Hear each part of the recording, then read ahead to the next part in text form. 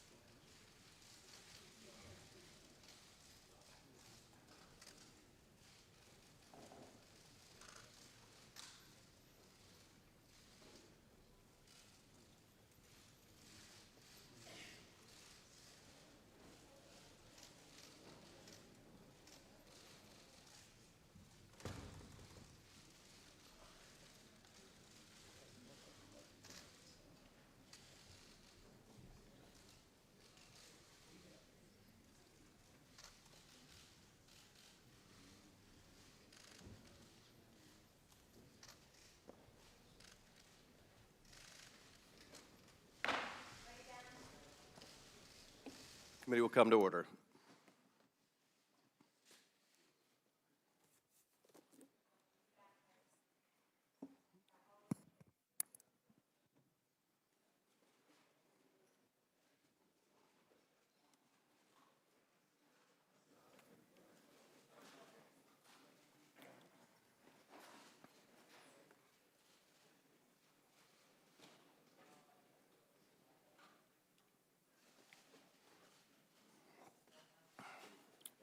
Without objection, the Chair reserves the right to recess the hearing at any time. The presidential oath of office requires the President of the United States to do two things: faithfully execute his or her office and protect and defend the Constitution.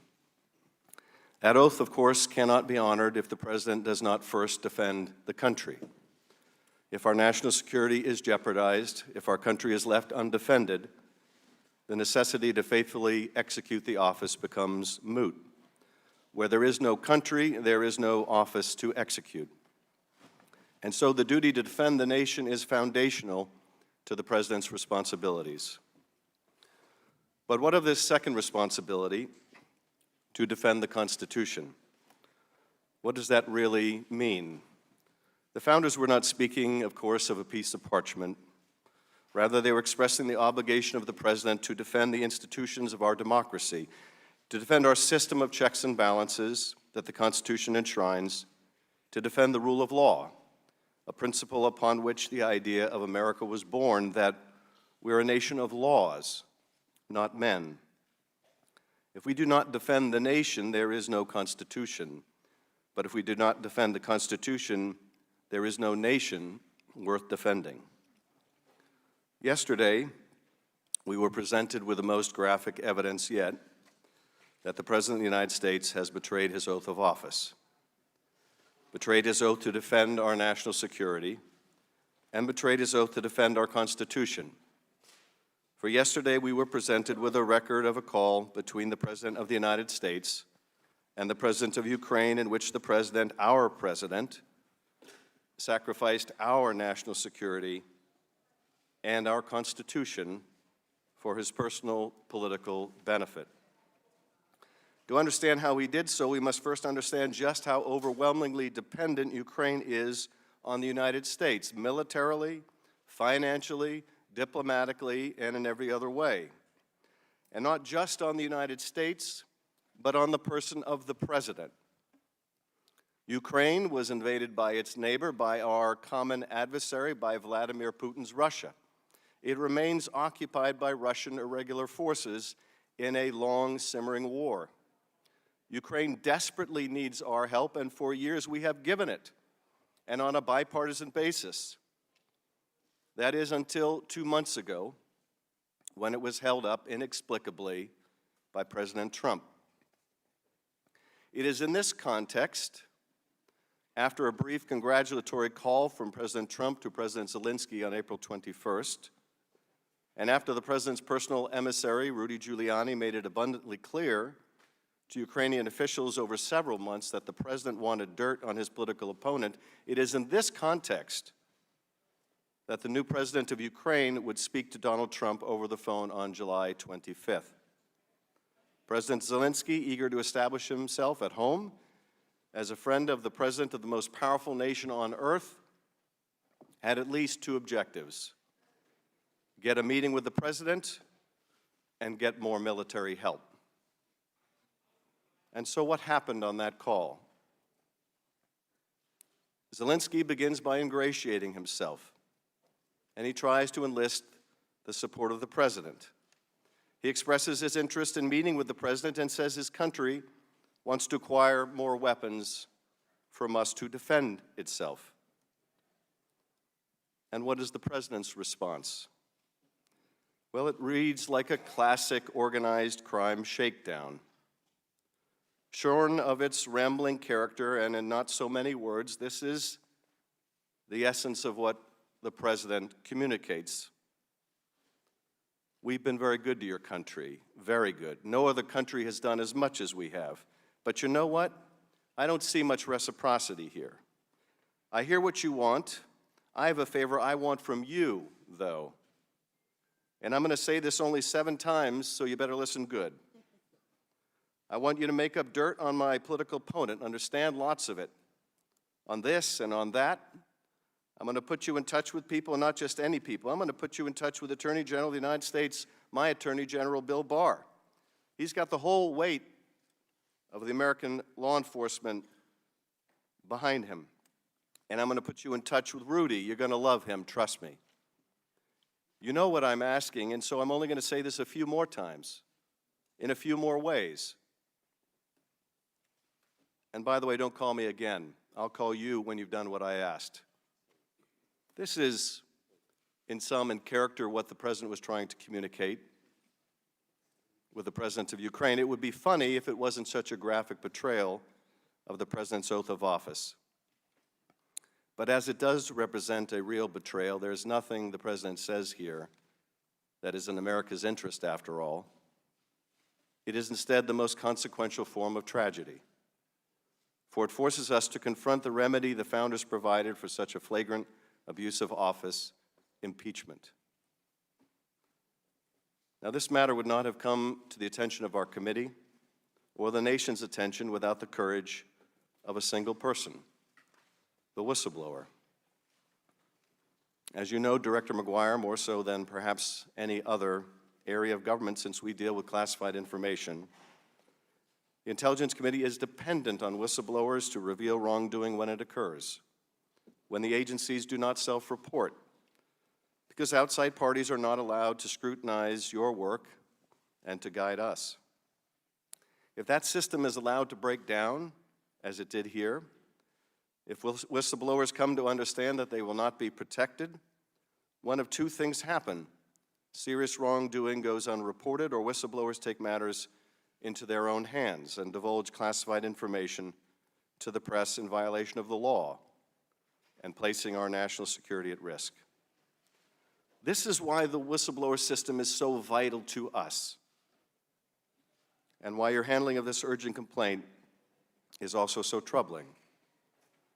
Today we can say for the first time since we have released this morning the whistleblower complaint that you have marked unclassified, that the substance of this call is a core issue, although by no means the only issue raised by the whistleblower's complaint, which was shared with the committee for the first time only late yesterday.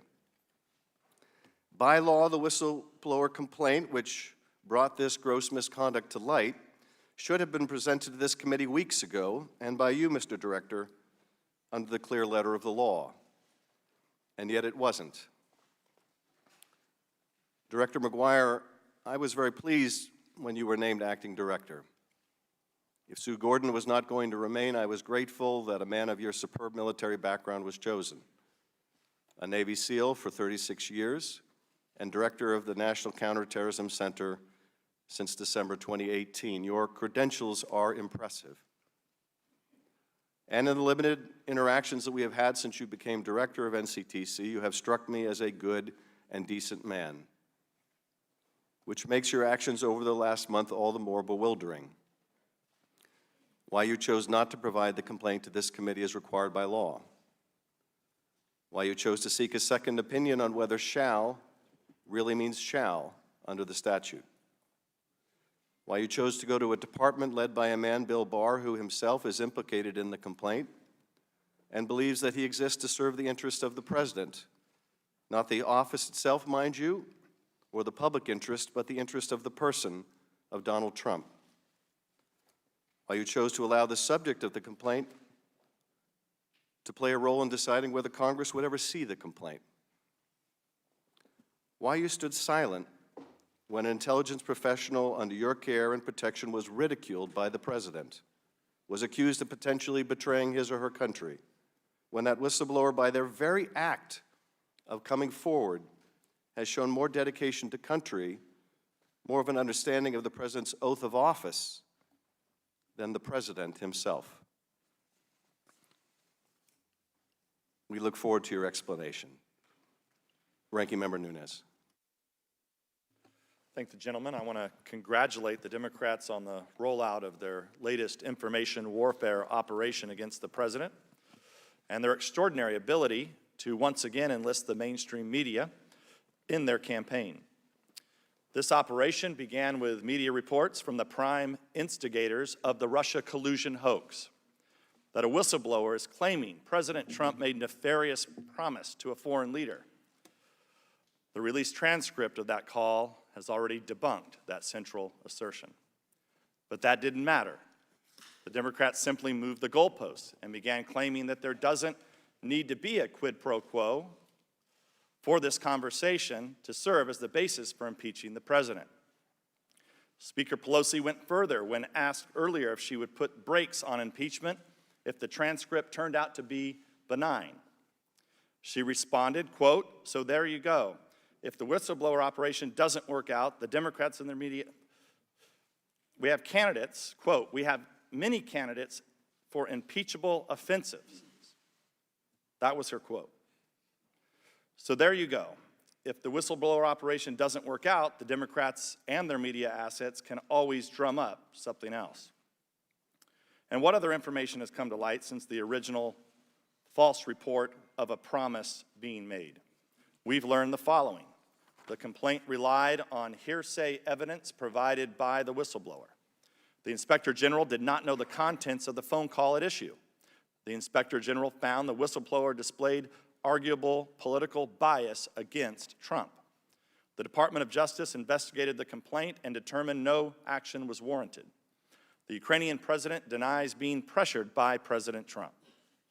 So once again, this supposed scandal ends up being nothing like what we were told, and once again, the Democrats, their media mouthpieces, and a cabal of leakers are ginning up a fake story with no regard to the monumental damage they're causing to our public institutions and to trust in government, and without acknowledging all the false stories they propagated in the past, including countless allegations that Trump campaign colluded with Russia to hack the 2016 election. We're supposed to forget about all those stories, but believe this one. In short, what we have with this storyline is another Steele dossier. I'll note here that in the Democrats' mania to overturn the 2016 elections, everything they touch gets hopelessly politicized. With the Russia hoax, it was our intelligence agencies which were turned into a political weapon to attack the president. And now today, the whistleblower process is the casualty. Until about a week ago, the need to protect that process was a primary bipartisan concern of this committee. But if the Democrats were really concerned with defending that process, they would have pursued this matter with a quiet, sober inquiry, as we do for all whistleblowers. But that would have been useless for them. They don't want answers. They want a public spectacle. And so we've been treated to an unending parade of press releases, press conferences, and fake news stories. This hearing itself is another example. Whistleblower inquiries should not be held in public at all. As our Senate counterparts, both Democrats and Republicans, obviously understand, their hearing with Mr. McGuire is behind closed doors. But again, that only makes sense when your goal is to get information, not to create a media frenzy.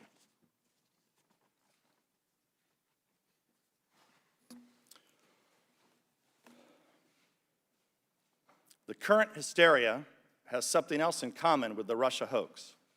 Back then, they accused the Trump campaign of colluding with Russians when the Democrats themselves were colluding with Russians and preparing the Steele dossier.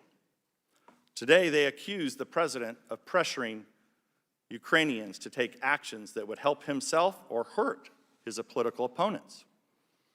And yet there are numerous examples of Democrats doing the exact same thing. Joe Biden bragged that he extorted the Ukrainians into firing a prosecutor who happened to be investigating Biden's own son. 3 Democratic senators wrote a letter pressuring the Ukrainian general prosecutor to reopen the investigation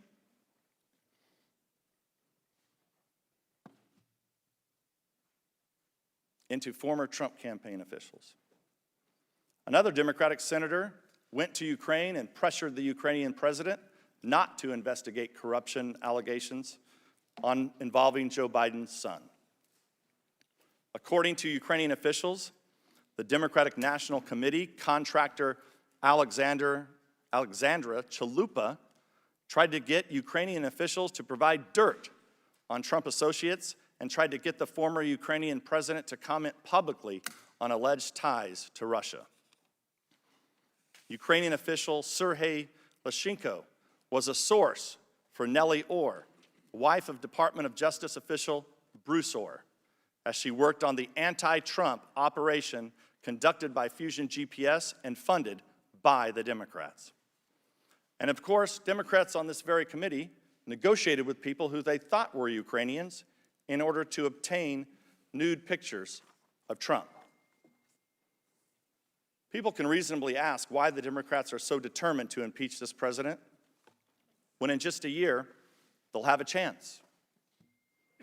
In fact, one Democratic congressman, one of the first to call for Trump's impeachment, gave us the answer when he said, quote, "I'm concerned that if we don't impeach the president, he will get reelected," unquote.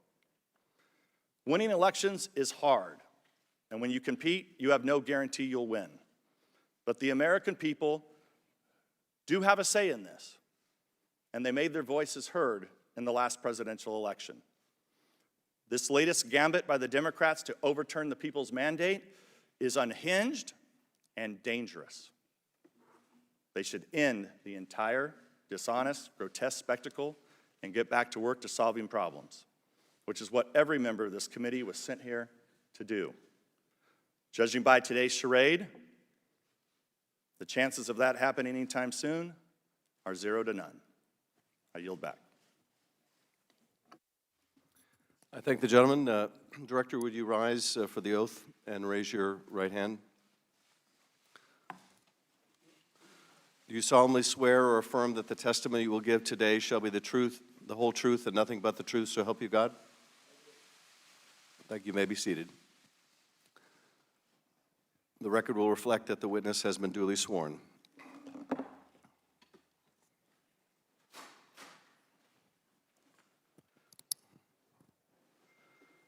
Director McGuire, would you agree that the whistleblower complaint alleges serious wrongdoing by the President of the United States?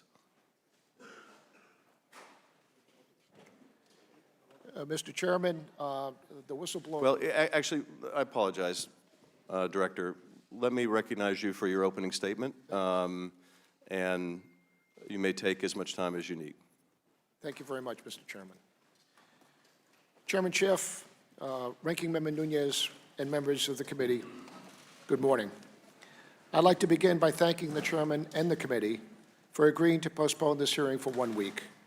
This provided sufficient time to allow the executive branch to successfully complete its consultations regarding how to accommodate the committee's request.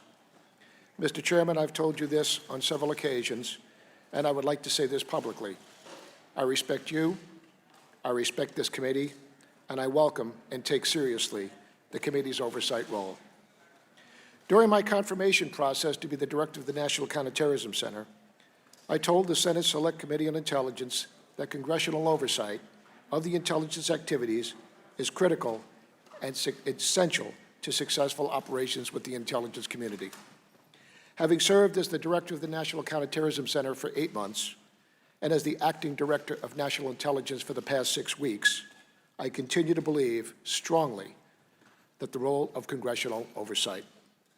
As I pledged to the Senate, I pledge to you today that I will continue to work closely with Congress while I'm serving either in this capacity as acting director of national counterterrorism or when I return to the National Counterterrorism Center to ensure you are fully and currently informed of intelligence activities to facilitate your ability to perform your oversight of the intelligence community. The American people expect us to keep them safe. The intelligence community cannot do that without this committee's support. Before I turn to the matter of hand, there are a few things I would like to say.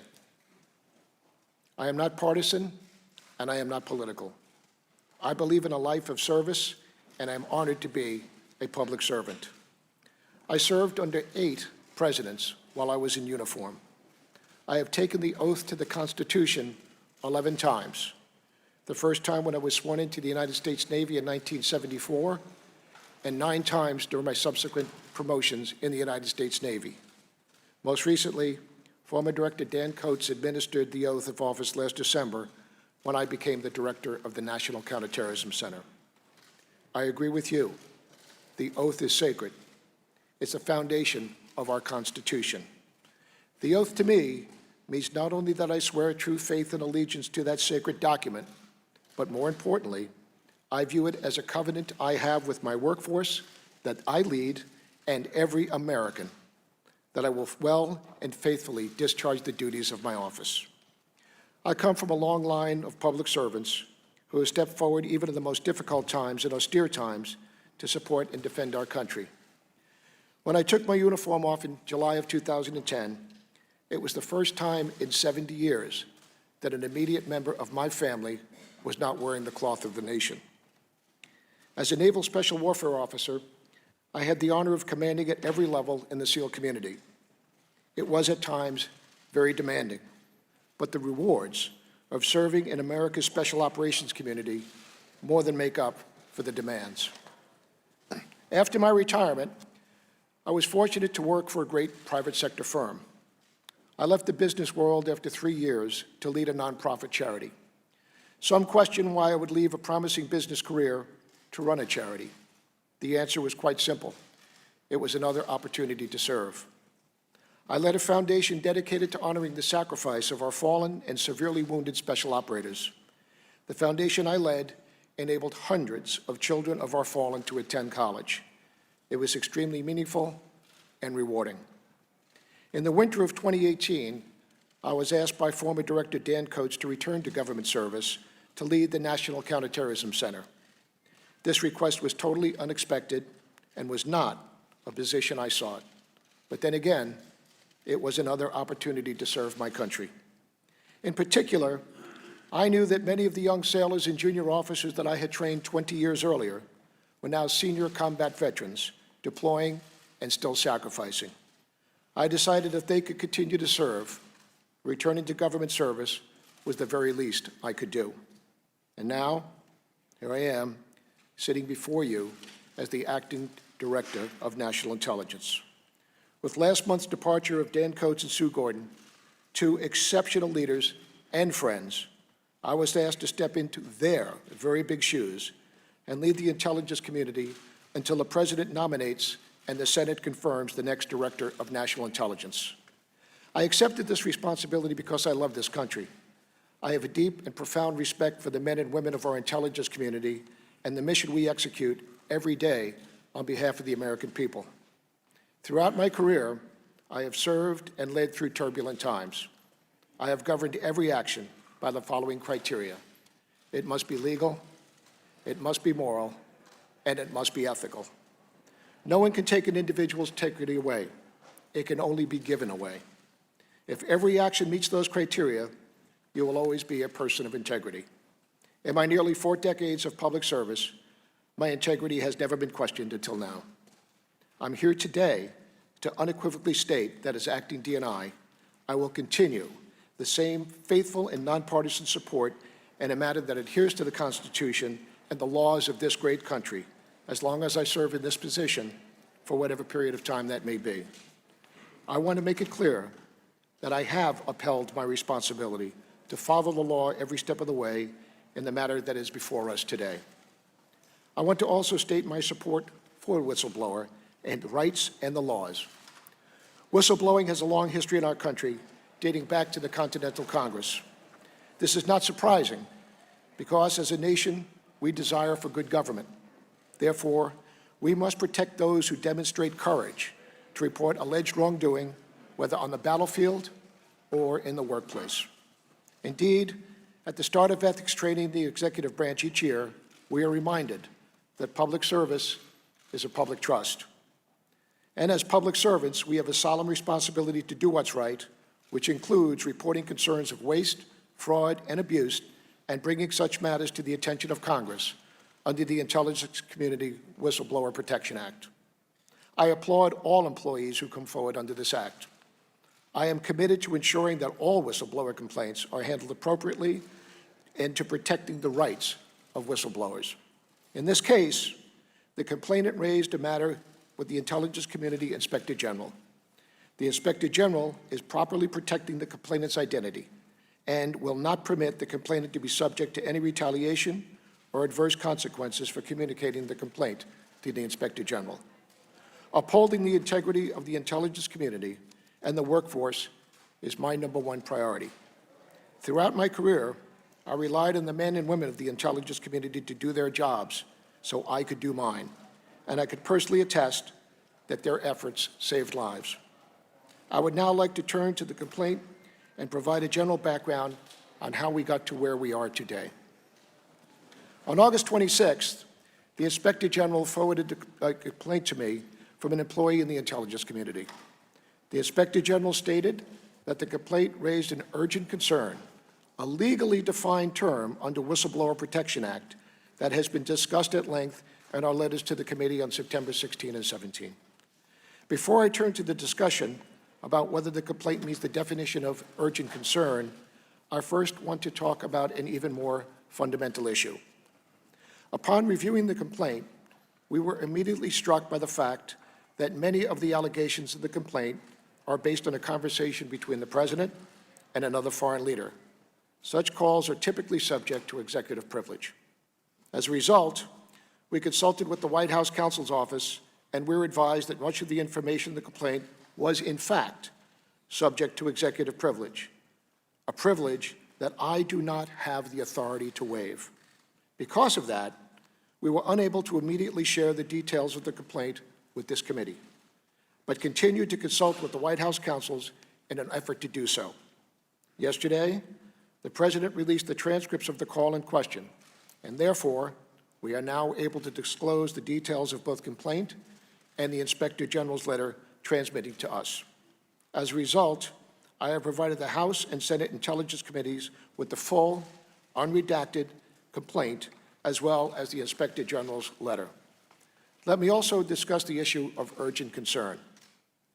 When transmitting a complaint to me, the Inspector General took the legal position that because the complaint alleges matters of urgent concern, and because he found the allegations to be credible, I was required under the Intelligence Community Whistleblower Protection Act to forward the complaint to our oversight committees within 7 days of receiving it. As we have previously explained in our letters, urgent concern is a statutorily defined term. To be an urgent concern, the allegations must, in addition to being classified, assert a flagrant, serious problem, abuse, or violation of law, and relate to the funding, administration, or operation of an intelligent activity within the responsibility of the Director of National Intelligence. However, this complaint concerns conduct by someone outside the intelligence community, unrelated to funding, administration, or operation of an intelligence activity under my supervision. Because the allegation on the face did not appear to fall in the statutory framework, my office consulted with the United States Department of Justice Office of Legal Counsel and we included the Inspector General in those consultations. After reviewing the complaint and the Inspector General's transmittal letter, the Office of Legal Counsel determined that the complaint's allegations do not meet the statutory requirement, definition concern, legal urgent concern, and found that I was not legally required to transmit the material to our Oversight Committee under the Whistleblower Protection Act. An unclassified version of that Office of Legal Counsel memo was publicly released. As you know, for those of us in the executive branch, Office of Legal Counsel opinions are binding on all of us. In particular, the Office of Legal Counsel opinion states that the President is not a member of the intelligence community, and the communication with the foreign leader involved no intelligence operation or activity aimed at collecting or analyzing foreign intelligence. While this OLC opinion did not require transmission of the complaint to the committees, it did leave me with the discretion to forward the complaint to the committee. However, given the executive privilege issues I discussed, neither the Inspector General nor I were able to share the details of the complaint at the time. When the Inspector General informed me that he still intended to notify the committees of the existence of the complaint, Mr. Chairman, I supported that decision to ensure the committees were kept as informed as possible of this process move forward. I want to raise a few other points about the situation we find ourselves in. First, I want to stress that I believe that the whistleblower and the Inspector General have acted in good faith throughout. I have every reason to believe that they have done everything by the book and followed the law, respecting the privileged nature of the information and patiently waiting while the executive privilege issues were resolved. Wherever possible, we have worked in partnership with the Inspector General on this matter. While we have differing opinions on the issue whether or not it is urgent concern, I strongly believe in the role of the Inspector General. I greatly value the independence he brings to, and his dedication and his role in keeping me and the committees informed of matters within the Intelligence Committee. Second, although executive privilege prevented us from sharing the details of the complaint with the committees until recently, this does not mean that the complaint was ignored. The Inspector General, in consultation with my office, referred this matter to the Department of Justice for investigation. Finally, I appreciate that in the past, whistleblower complaints may have been provided to Congress regardless of whether they were deemed credible or satisfied the urgent concern requirement.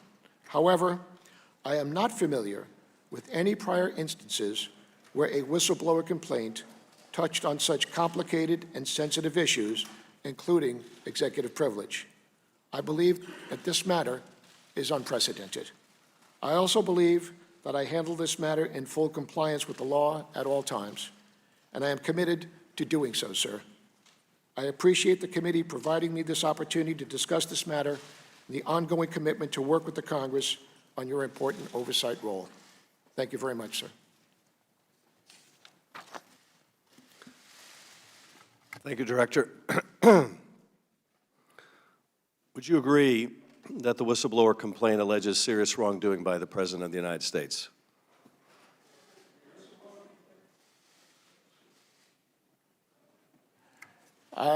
The whistleblower complaint involved the allegation of that. It is not for me in the intelligence community to decide how the President conducts his foreign policy or his interaction with leaders of other countries, sir.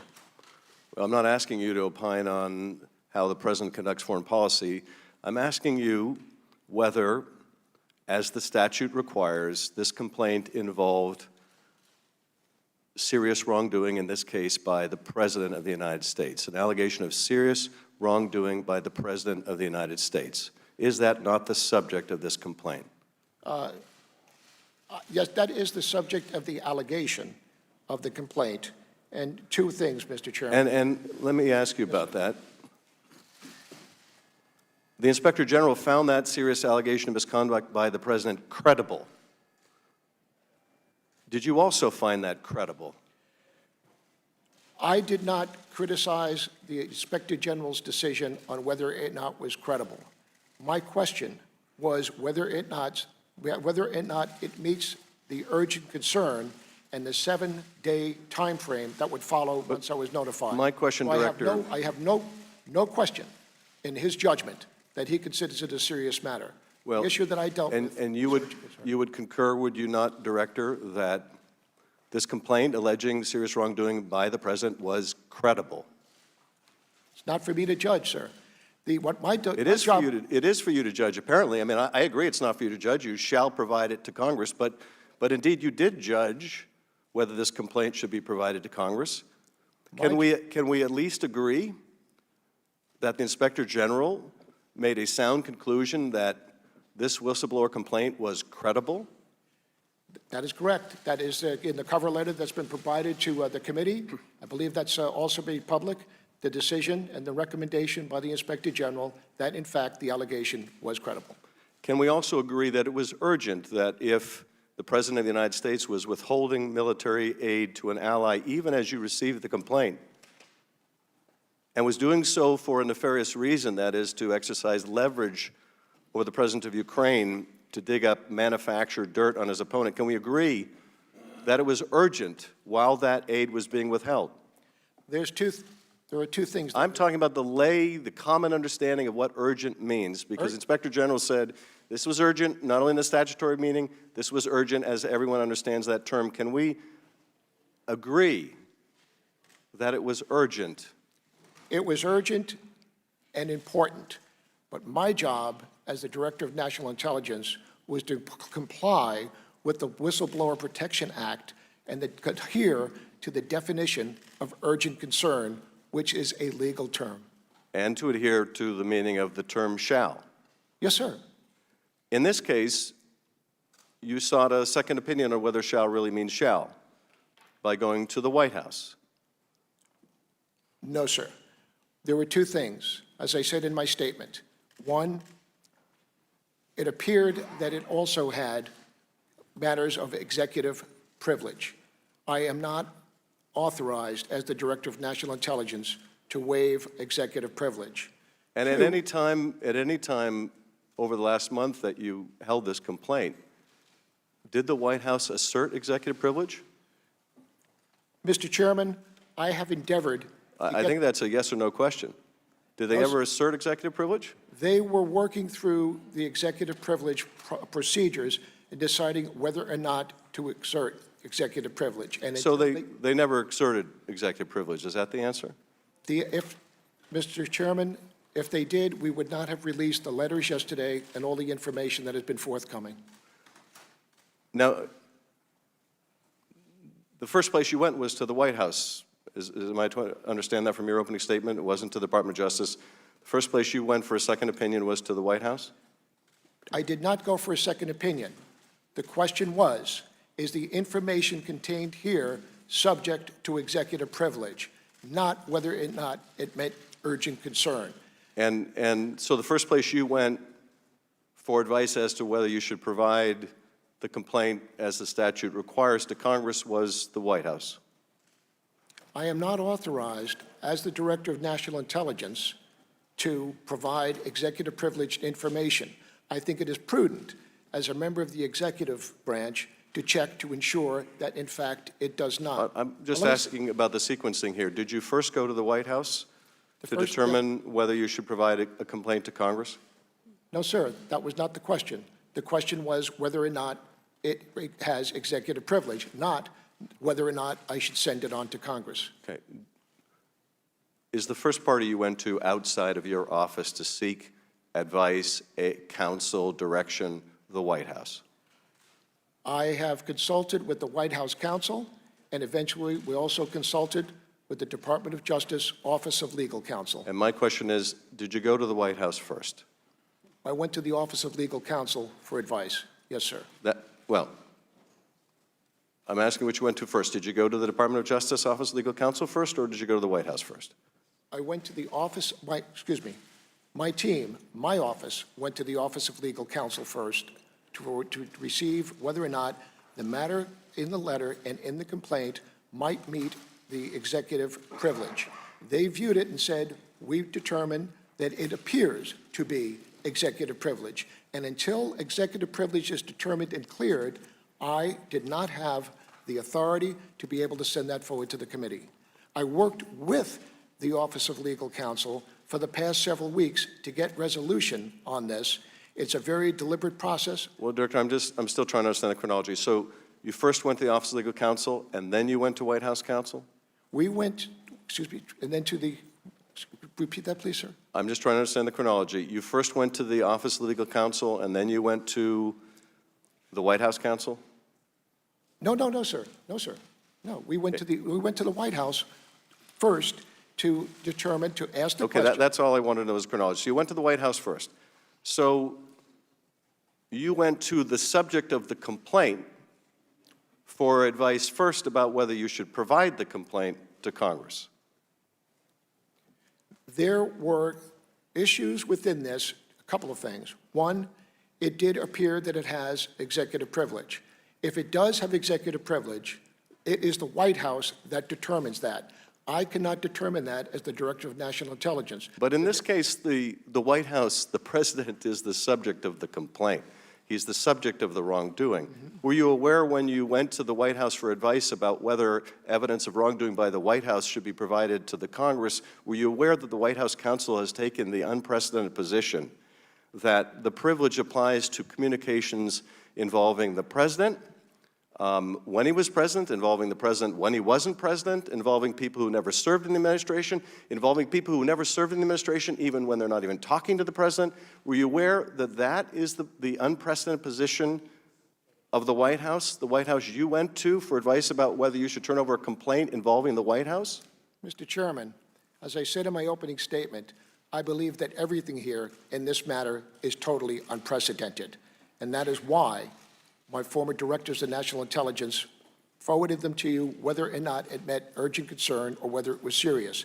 This was different, and to me, it just seemed prudent to be able to check and ensure as a member of the executive branch before I sent it forward.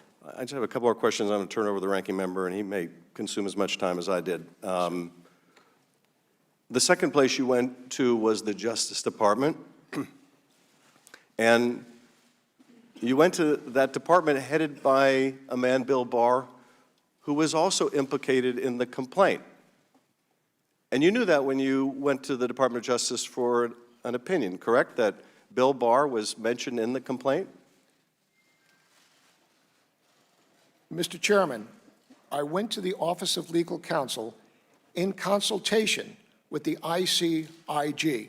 He was a part of that to receive whether or not this met the criteria. Yes, but that ICIG vehemently disagreed with the opinion of the Bill Barr Justice Department, did he not? He still considered it a matter of urgent concern. However, as you know, opinions from Department of Justice, Office of Legal Counsel are binding on all of us in the executive branch. Well, let me ask you this. Do you think it's appropriate that you go to a department run by someone who's the subject of the complaint to get advice, or who is a subject of the complaint or implicated in the complaint, for advice as to whether you should provide that complaint to Congress? Did that conflict of interest concern you? Mr. Chairman, when I saw this report and complaint, immediately I knew that this was a serious matter. It came to me, and I just thought it would be prudent to ensure. I'm just asking if the conflict of interest concerned you. No, sir. Well, sir, I have to work with what I've got, and that is the Office of Legal Counsel within the executive branch. What you also had was a statute that says shall, and even then you said you had the discretion to provide it, but did not. Because it did not meet the matter of urgent concern that took away the 7-day timeline, I have endeavored to work with the Office of Legal Counsel in order to get the material to you, which you have provided to you yesterday. Now, I have to tell you, Chairman, it is not perhaps at the timeline that I would have desired, or you, but the Office of Legal Counsel has to make sure they make prudent decisions, and yesterday, when the President released the transcripts of his call with the President of the Ukraine, then they could no longer, executive privilege no longer applied, and that is when I was free to be able to send the complaint to the committee. Director, you don't believe the whistleblower is a political hack, do you? I don't know who the whistleblower is, Mr. Chairman. To be honest with you, I've done my utmost to make sure that I protect his anonymity. That doesn't sound like much of a defense of the whistleblower here, someone you found did everything right. You don't believe the whistleblower is a political hack, do you, Director? I believe that, as I said before, Mr. Chairman, I believe the whistleblower is operating in good faith. Well, then they has couldn't followed be. the law. They couldn't be in good faith if they were acting as a political hack, could they? Mr. Chairman, my job is to support and lead the entire intelligence community. That individual works for me. Therefore, it is my job to make sure that I support and defend that person. You don't have any reason to accuse them of disloyalty to our country or suggest they're beholden to some other country, do you? Sir, absolutely not. I believe that the whistleblower followed the steps every step of the way. However, the statute was one in this situation involving the President of the United States, who is not in the intelligence community, or matters underneath my supervision, did not meet the criteria for urgent concern. Well, I'm just asking about the whistleblower right now. I think the whistleblower did the right thing. I think he followed the law every step of the way, and we just got stuck with Then why, Director, when the President called the whistleblower a political hack and suggested that he or she might be disloyal to the country, why did you remain silent? I did not remain silent, Mr. Chairman. I issued a statement to my workforce telling and committing my commitment to the whistleblower protection and ensuring that I would provide protection to anybody within the intelligence community who comes forward. But the way this thing was blowing out, I didn't think it was appropriate for me to be making a press statement so that we counter each other every step of the way. I think it was not only appropriate, but there's nothing that would have given more confidence to the workforce than to hearing you publicly say, no one should be calling this professional who did the right thing a hack or a traitor or anything else. I think that would have meant a great deal to the workforce. So, Mr. Nunes, you're recognized. Welcome, Mr. Director. It's a pleasure to have you here. And you're going to be part of a charade of legal word games. They're going to try to get you to say something that can be repeated by the media that is here that wants to report this story. I just want to get one thing straight, because one of the quotes they're going to use from you is you saying that this was a credible complaint. That will be used and spun as you're saying that it was true. And I want to give you an opportunity to, you have not investigated the veracity or the truthfulness of this complaint. That's correct, Ranking Member. The determination on credible was made by the IC Inspector General. He made the determination that it is credible, and he also made the determination of urgent concern. My question was not, I did not question his judgment there. The question I had was, does in fact this allegation of wrongdoing meet the criteria, the statutory criteria of urgent concern? And the other issue, as I said, complicated things, did it in fact, the allegations within this whistleblower complaint involve executive privilege? Thank you for clarifying that. Have you ever, you mentioned it a little bit in your testimony, but have you ever, or are you aware of any former DNIs who have testified about whistleblower complaints in the public? Not to my knowledge, Ranking Member. I do not know. Are you aware of any cases like this that were put into the spotlight? Would this be the way to handle it out in the public like this? I am not aware of any, but I want to say once again, I believe that the situation we have and why we're here this morning is because this case is unique and unprecedented. So why are cases normally not handled out in the public? All the other cases that came before either this committee or the Senate committee, whether or not they met the criteria of urgent concern, were forwarded because they involved members of the intelligence community who were in fact in organizations underneath the DNI's authority and responsibility. This one just did not come that way because it involved a member, an individual who is not a member of the intelligence community or an organization underneath the authority of the DNI. So this one is different from all others in the past that I am aware of. So I want to get into how this all got out in the public over the last, this has basically been an orchestrated effort over 2 weeks.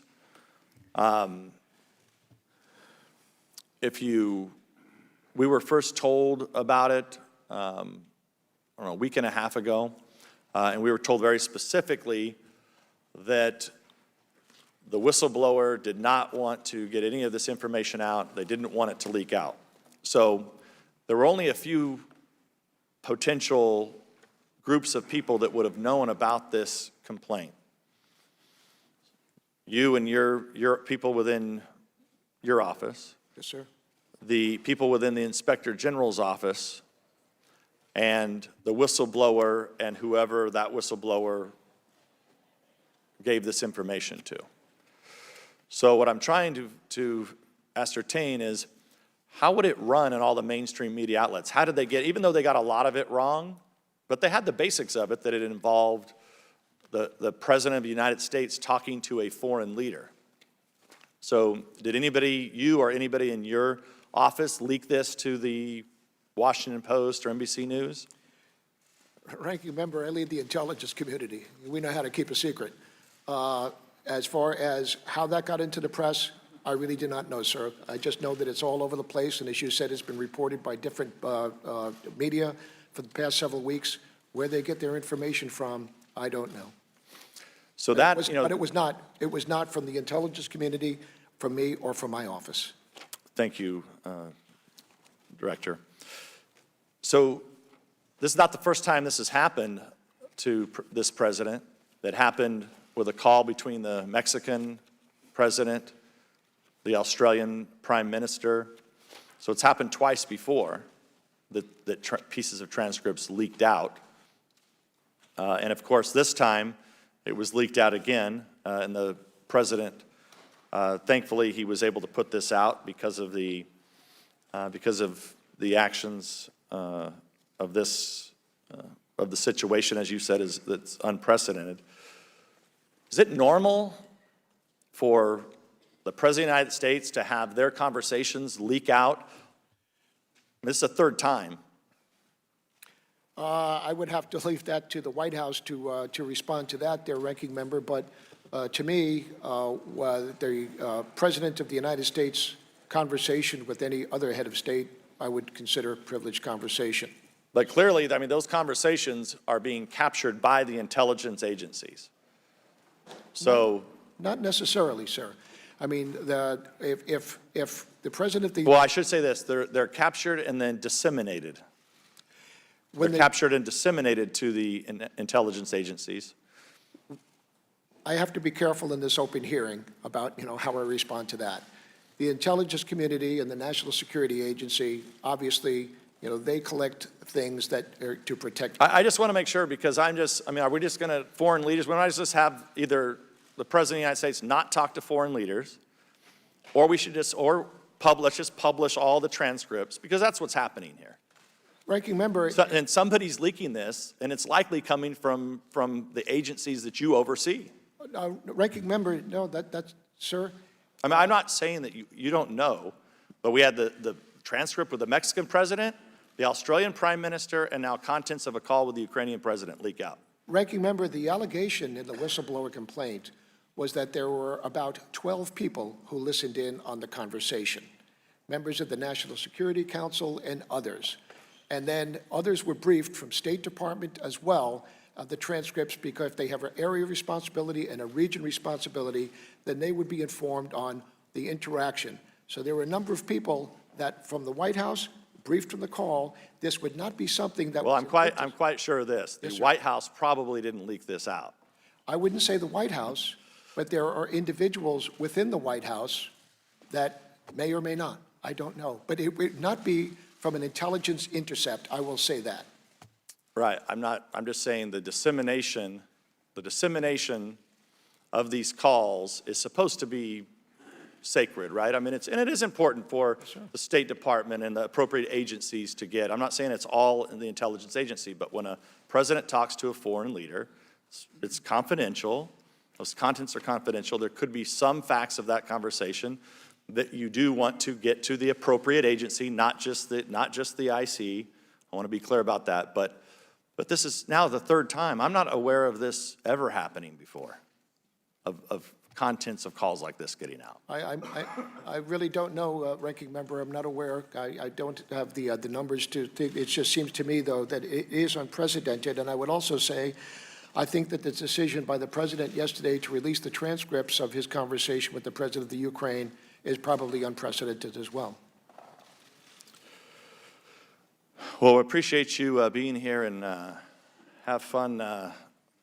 Be careful what you say, because they're going to use these words against you. Well, I tell you what, Ranking Member, either way, I'm honored to be here, and I'm honored to be leading the intelligence. And I appreciate your service to this country for a long time, and I'm sure we'll be talking again soon. Hopefully not in the public, hopefully behind closed doors like this is supposed to be done. Thank you very much, I Ranking. yield back. Mr. Hmmm. Thank you, Mr. Chairman. Director McGuire, thank you for being here, and thank you for your profound service and the service of your family to this country. Director, what I find bewildering about this whole conversation is that we are not sitting here today and the American public is not aware of the allegations of the president asking for a favor of investigation into his political opponent. We're not aware of the murky decision to withhold aid. We're not aware of Mr. Giuliani's apparent establishment of a personal State Department. We are not aware of a possible retaliation against a U.S. ambassador. None of this happens but for the decision of your Inspector General, Michael Atkinson, a man who was appointed by President Trump and confirmed by a Republican Senate, to come to this committee 7 days after the complaint was required by law to be transmitted to us. It was his decision, personal decision, not the kaleidoscope of fantabulistic conspiracy theories the ranking member thinks is happening here, but it was the decision of Michael Atkinson, an appointee of this president, to come to this committee, following not advice from you or any law, but following his own conscience. Without his decision to do this, none of this is happening, correct? I applaud Michael. I applaud Michael's the way he has done this. He has acted in good faith. He has followed the law every step of the way. The question is, Congressman, did it or did it not meet the legal definition? No, sir. I asked a very different question, which was without his decision. It's a simple question. Without his decision, none of this is happening. Is that correct? Well, we got to back up to the whistleblower as well. So. Okay, and I should have noted that the whistleblower also deserves the same accolades that Mr. Atkinson does. Director, were you ever advised by the White House not to provide this complaint to Congress for any reason? No, Congressman. Okay. And as I understand it, the opinion was that you were not obligated to convey, despite the very clear wording of the law, to convey the complaint to Congress. So the decision was taken to defy a subpoena of this Congress, the subpoena of September 17th, to turn over the complaint. Who made the decision to defy that subpoena of September 17th? Congressman, urgent concern. Sir, I'm asking a very simple question. Who made the decision to defy the congressional subpoena? Somebody said we will not abide by this subpoena, and I'd like to know who that somebody was. Congressman, nobody did. I endeavored, once we no longer had urgent concern with the 7-day timeline, to work to get the information to the committee. What I needed to do was to work through the executive privilege hurdles with the Office of Legal Counsel at the White House. Although this was the most important issue to me, the White House has got quite a few other issues that they were dealt with. I would have liked to have had, as I said to the chairman, that perhaps this moved a little faster than it did, but this is a very deliberate process, and finally, it came to a head yesterday. So when I received the information on the 26th of August, we had 7 days based on the Whistleblower Protection Act. All we did was lose those 7 days. It may have taken longer than we would have liked, or you would have liked, but you have the information. So sir, just so I'm focused on the subpoena. Yes, sir. The subpoena is on your desk. It's a subpoena of the Congress of the United States. It's pretty clear in what it asks for. You're saying that a decision was never taken not to comply with that subpoena, and yet somehow it wasn't complied with. I'm looking for the decision-making process to ignore a legal congressional subpoena. Congressman, I did not ignore.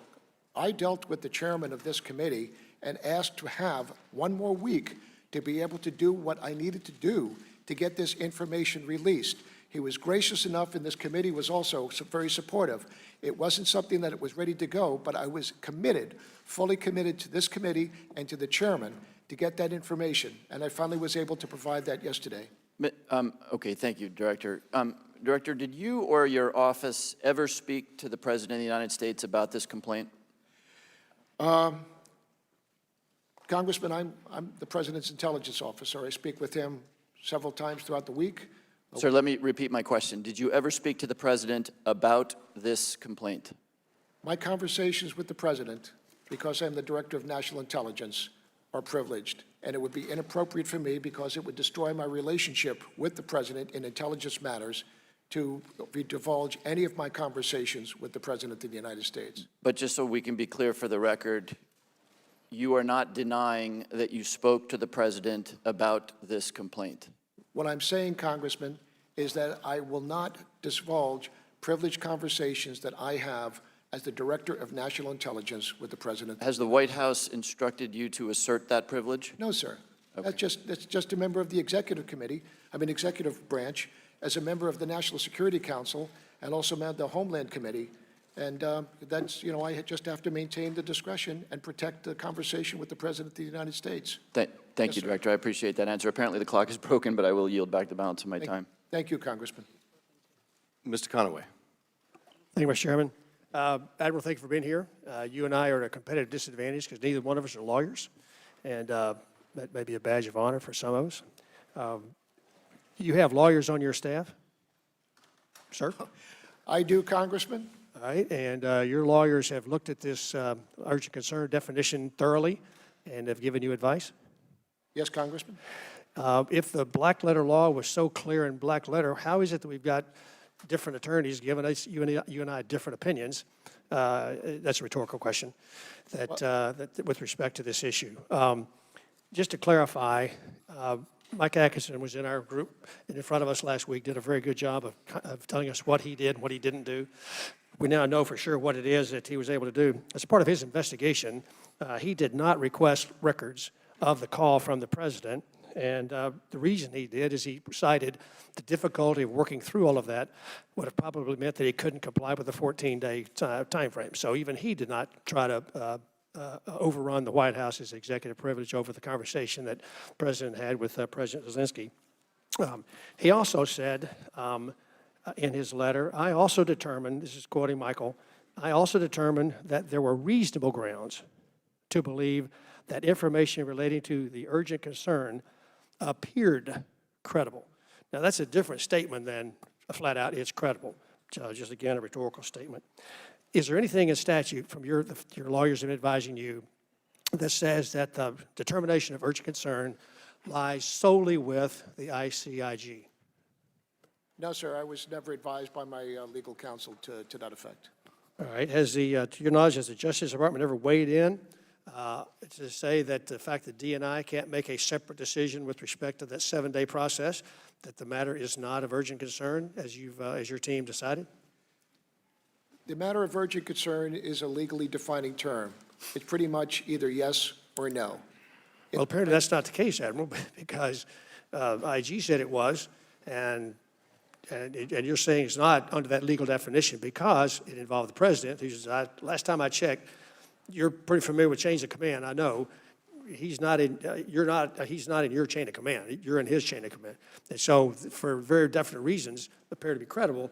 It doesn't meet the statutorily urgent concern definition with respect to the whistleblower protections of the IG. And your team made that call. The Inspector General made a different call. No, sir. My team Excuse me, did not John make the Ratcliffe? decision. John It Ratcliffe. was the Department of Justice, Office of Legal Counsel, that made the determination that it was not urgent concern. All we wanted to do was just check and see. And to me, it just seemed prudent with the matter at hand right now to be able to just make sure that, in fact, it did. And when it didn't, I want to say once again, I endeavored to get that information to this committee. Okay, sir, just to clarify the role that the Inspector General had with respect to the Department of Justice. I heard you say that he was involved in the conversations, allowed to make his case, but also said you gave him the letter, gave the Justice Department the letter. What was his exact involvement in making his case to Justice Department to his decision? Was he actually there present physically, or his lawyers there? What was the actual? To the best of my knowledge, the ICIG's transmittal letter, as well as the complaint from the whistleblower, were forwarded to the Office of Legal Counsel for their determination. I believe that that is what they based their opinion on. Okay, so you don't think he had a personal... If I'm incorrect, I will come back to the committee and correct that, sir. Okay, appreciate that. You're in a tough spot. I appreciate your long, storied history. I apologize if your integrity was insulted. That happens in this arena a lot, sometimes justified and most of the time not. And yours insulted, your integrity was not justified in interest. The fact that we have differences of opinion, when we start losing those differences of opinion, we start to attack each other, call each other names and those kinds of things. And so my experience is when you've got a legal matter, I've got lawyers I pay, you've got lawyers you pay. I typically stick with the lawyers that I'm paying. And so you had good legal advice on this issue in a really tough spot, wanting to make sure that this whistleblower was protected, but at the same time that if in fact there was something awry here, that it'd get the full airing that it's clearly getting. So thank you for your service, and I yield back. Thank you very much, Congressman. Ms. Sewell. Thank you, Mr. Chairman. And Director McGuire, thanks so much for being here. I want to turn to what I fear may be one of the most damaging long-term effects of this whistleblower episode, and that is the chilling effect that it will have on others in government who may witness misconduct, but now may be afraid to come forward to report it. Sir, I'm worried that government employees and contractors may see how important this situation has played out and decide it's not worth putting themselves on the line. The fact that a whistleblower followed all of the proper procedures to report misconduct, and then the Department of Justice and the White House seems to have weighed in to keep the complaint hidden, is problematic, sir. I want to know whether or not you see how problematic this will be and having a chilling effect on members of the IC that you are sworn to represent and ostensibly protect. Congresswoman, I think that's a fair assessment. I don't disagree with what you've said. I have endeavored to transmit to the intelligence community my support to whistleblowers, and I'm quite sure that for at least 2 hours this morning, there are not many people in the intelligence community who are doing anything that's productive besides watching this. Right, and so my concern, I think, is a valid one, that in fact, what has happened with this whistleblower episode will have a chilling effect. I just also want to ask you, have you given direction to this whistleblower that he can, in fact, or he or she can, in fact, come before Congress? Director, when the president called the whistleblower a political hack and suggested that he or she was potentially disloyal to the country, you remained silent. I'm not sure why, but I also think that that adds to the chilling effect. The statute seems pretty clear that everybody has a role to play. The process seems pretty clear. And part of it also includes you directing the whistleblower of his or her protected rights. Can you confirm that you've directed that whistleblower that he or she can come before Congress? Well, Congresswoman, there are several questions there. One, I do not know the identity of the whistleblower. Two, now that the complaint has come forward, we are working with his counsel in order to be able to provide them with security clearance. So, sir, I think it's pretty, my question is pretty simple. Can you assure this committee and the American public that the whistleblower is authorized to speak to the committee with the full protections of the Whistleblower Act? Can you confirm that? That's a yes or no question. Right now, I'm working through that with the chair, and to the best of my ability, I believe the chair was asking to have the whistleblower come forward, and I'm working with counsel, with the committee, to support that Can you request. assure the American public that the end result will be that the whistleblower will be able to come before this committee and Congress and have the full protections of the whistleblower? After all, what is the whistleblower statute for, if not to provide those full protections against retaliation, against litigation? Congresswoman, I am doing everything to endeavor to support that. Will the gentlewoman yield? Yes. Director, do I have your assurance that once you work out the security clearances for the whistleblower's counsel, that whistleblower will be able to relate the full facts within his knowledge that concern wrongdoing by the president or anyone else, that he or she will not be inhibited in what they can tell our committee, that there will not be some minder from the White House or elsewhere sitting next to them telling them what they can answer or not answer? Do I have your assurance that the whistleblower will be able to testify fully and freely and enjoy the protections of the law?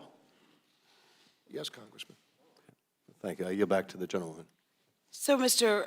Director, I I also want to understand what you're going to do to try to ensure the trust of the employees and contractors that you represent, to assure the American people that the whistleblower statute is, in fact, being properly adhered to, and that no further efforts would be to obstruct an opportunity for a whistleblower who has watched misconduct to actually get justice.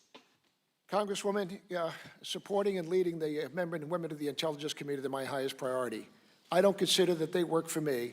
As the Director of National Intelligence, I believe that I Well, serve. sir, I just want to say and go on record as Yes, being ma'am. very clear that this will have a chilling effect.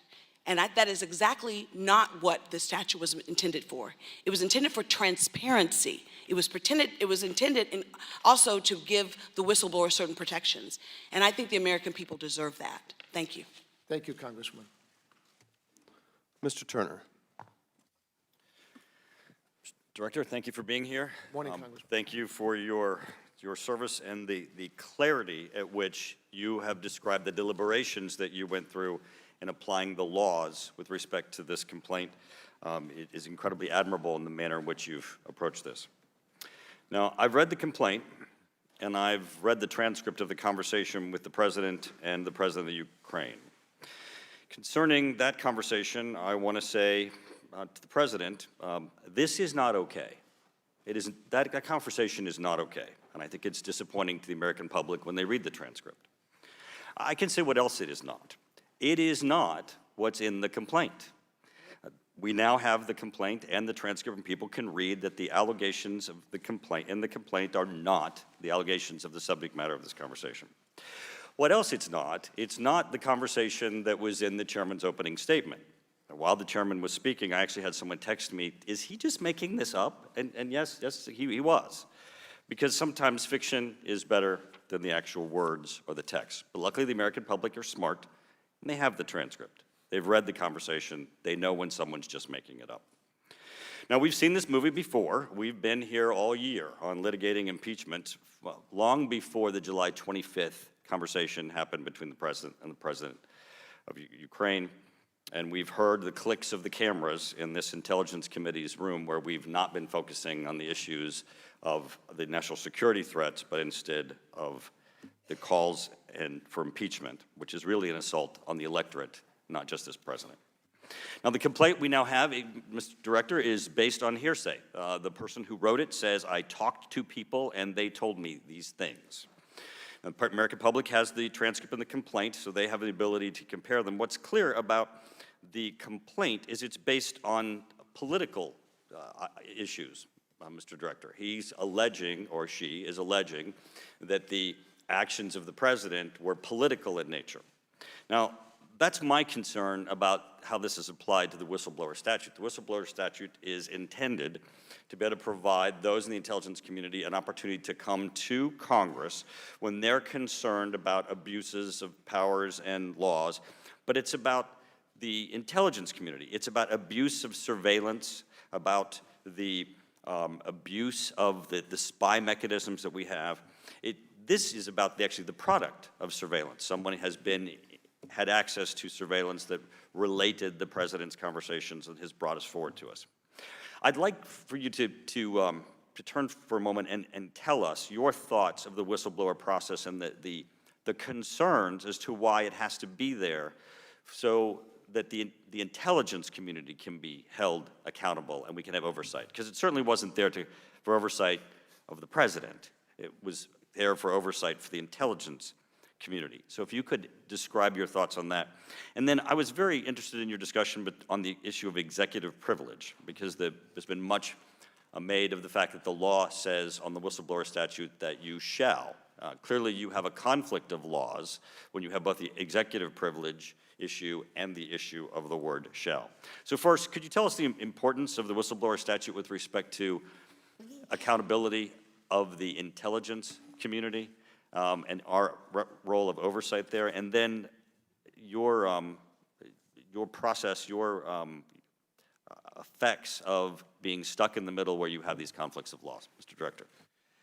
Congressman, the Intelligence Community Whistleblower Protection Act is to apply to the intelligence community.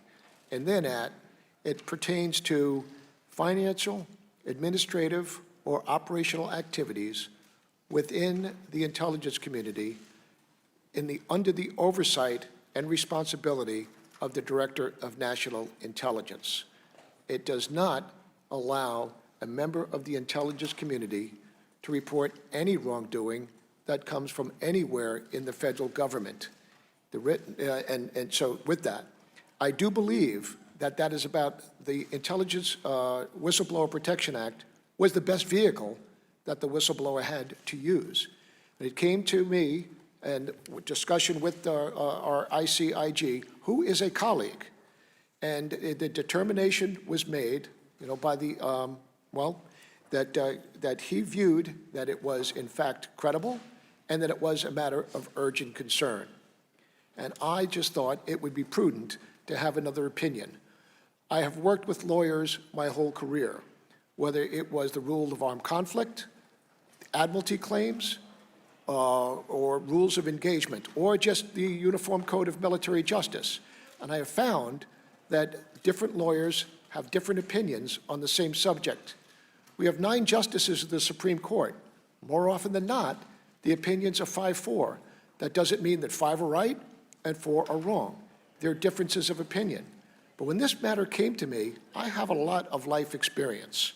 I realized the importance of the matter that is before us this morning. And I thought that it would be prudent for me to ensure that, in fact, it met that statute before I sent it forward in compliance with the Whistleblower Protection Act. And I hope that responds to your question, sir. I yield back. As an aside, I want to mention that my colleague is right on both counts. It's not okay, but also my summary of the President's call was meant to be at least part in parody. The fact that that's not clear is a separate problem in and of itself. Of course, the President never said, if you don't understand me, I'm going to say it 7 more times. My point is, that's the message that the Ukraine President was receiving in not so many words. Mr. Carson. Thank you, Chairman Schiff. Thank you, Director McGuire, for your service. Director McGuire, this appears to be the first intelligence community whistleblower complaint that has ever been withheld from Congress. Is that right, sir? Congressman Carson, I believe that it might be. And once again, I said in my statement, it is, in fact, as far as I'm concerned, unprecedented. It is unprecedented, sir. Do you know why it's unprecedented? I think it's because the law that Congress, that this very committee drafted, really couldn't be clearer. It states that upon receiving such an urgent complaint from the Inspector General, you, the Director of National Intelligence, quote, shall, end quote, forward it to the Intel committees within 7 days, no ifs, ands, or buts. And even when the IG has found complaints not to be an urgent concern or even credible, your office has consistently and uniformly still transmitted those complaints to the intelligence committees. Is that right, sir? Congressman Carson, in the past, even if they were not a matter of urgent concern or whether they were not credible, they were forwarded. But in each and every instance prior to this, it involved members of the intelligence community who were serving in organizations underneath the control of the DNI. This one is different because it did not meet those 2 criteria. Yes, he does. Director, does executive privilege, sir, in your mind, or laws that regulate the intelligence community preempt or negate even the laws that safeguard the security of America's democratic elections and her democracy itself, sir? No, Chairman Carson, it does not. Notwithstanding, Director, this unambiguous mandate and the consistent practice of your office that you withheld this urgent complaint from Congress at the direction of the White House and the Justice Department, you followed their orders instead of the law. And if the Inspector General had not brought this complaint to our attention, you and the Trump administration might have gotten away with this unprecedented action. Sir, you released a statement yesterday affirming your oath to the Constitution and your dedication to the rule of law. But I'm having trouble understanding how that statement can be true in light of the facts here. Can you explain that to us, sir? Congressman Carson, a couple of things. The White House did not direct me to withhold the information. Neither did the Office of Legal Counsel. That opinion has been unclassified and has been disseminated. The question came down to urgent concern, which is a legal definition. It doesn't mean, is it important? Is it timely? Urgent concern met the certain criteria that we've discussed several times here. So it did not. And all that did, sir, was then just take away the 7 days.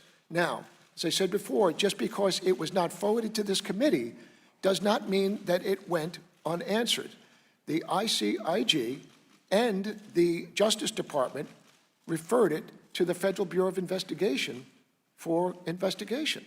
So this is not the, and that was working while I was endeavoring to get the executive privilege concerns addressed so that it can then be forwarded. It was not stonewalling. I didn't receive direction from anybody. I was just trying to work through the process and the law the way it is written. I have to comply with the way the law is, not the way some people would like it to be. And if I could do otherwise, it would have been much more convenient for me, Congressman. And lastly, Director, as you sit here today, sir, do you commit to providing every single whistleblower complaint intended for Congress to the intelligence committees as required by the statute, sir? If it's required by the statute, Congressman Carson, yes, I will.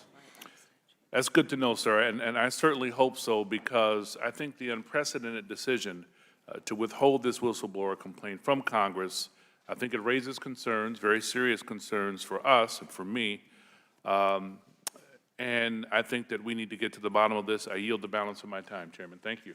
Thank you, Congressman Carson. Thank you. How much time does the gentleman have remaining? 27, okay, well. Director, you were not directed to withhold the complaint. Is that your testimony?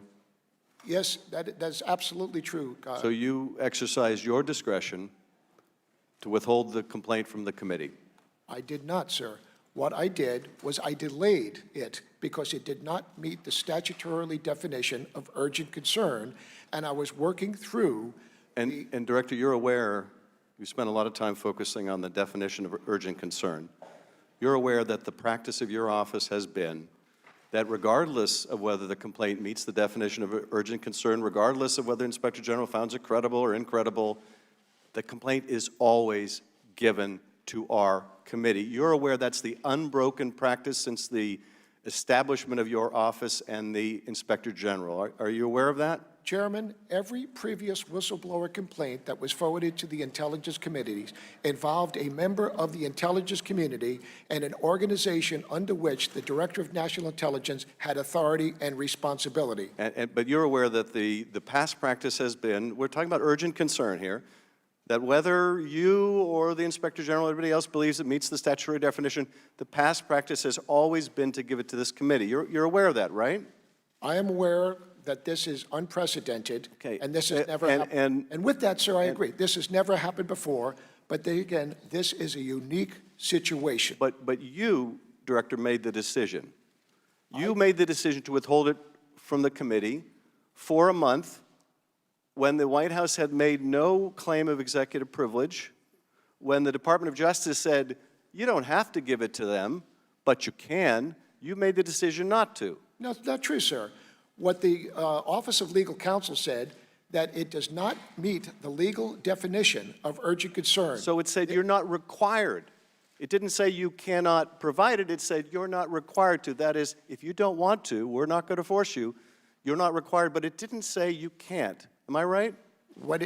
It allowed me, and I said that in my opening statement, but even so, it was referred to the FBI for investigation, and I was endeavoring to get the information to you, Mr. Chairman, but I could not forward it as a member of the executive branch without executive privileges being addressed.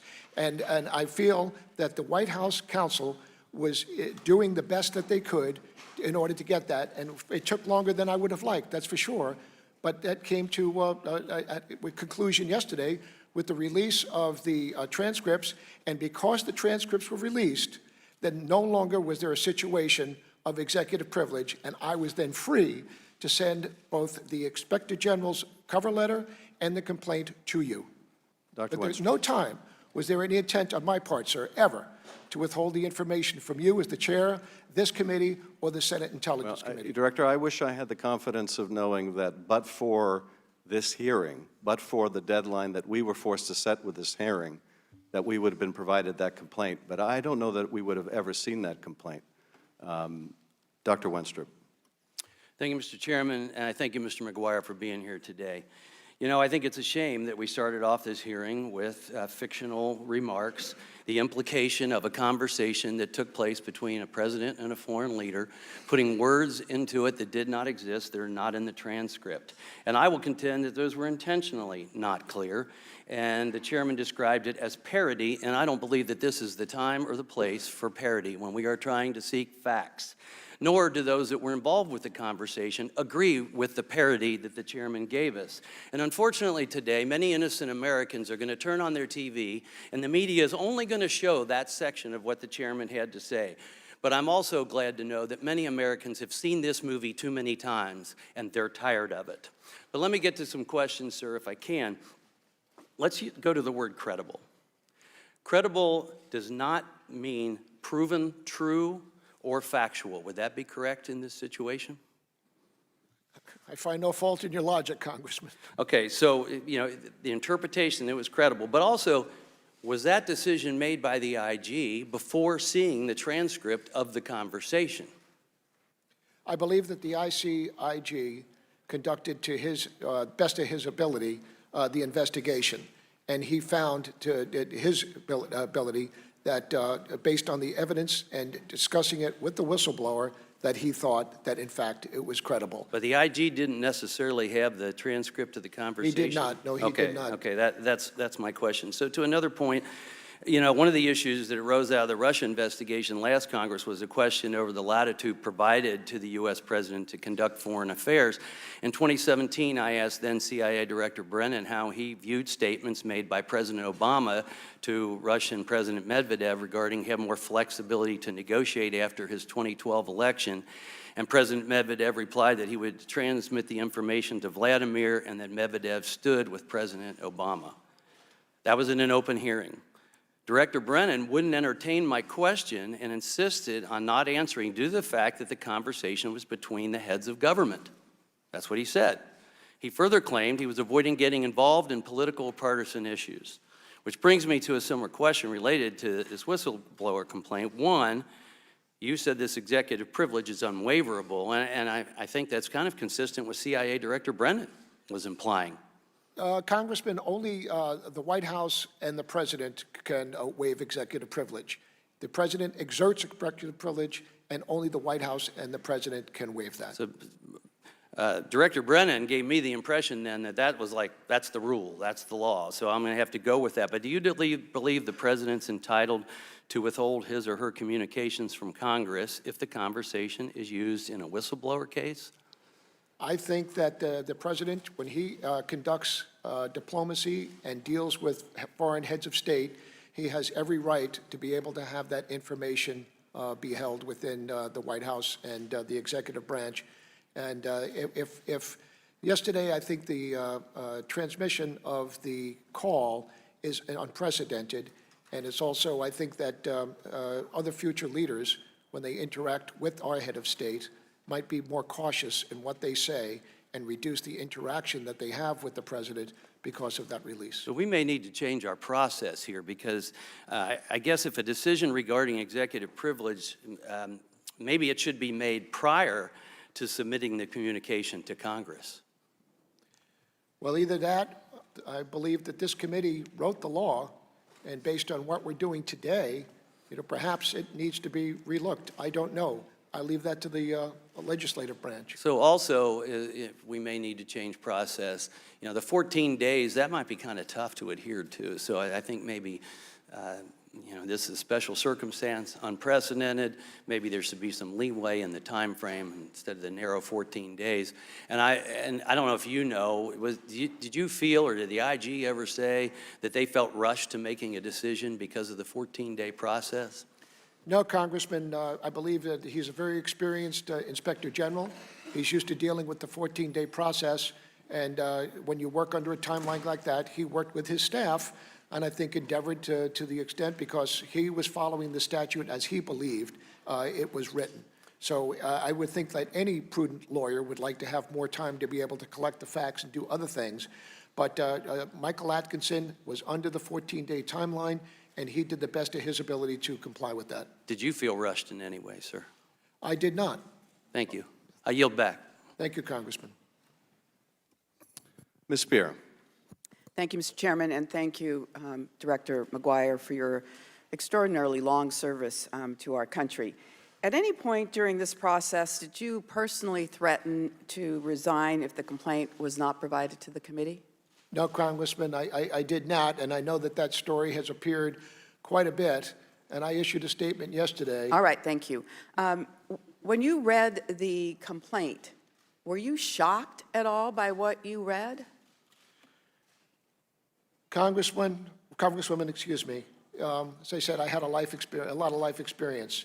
I joined the Navy. I understand your record. Could you just Well, what I mean answer is, it? I realized full and well, the importance of the allegation. And I also have to tell you, Congresswoman, when I saw that, I anticipated having to sit in front of some committee sometime to discuss it.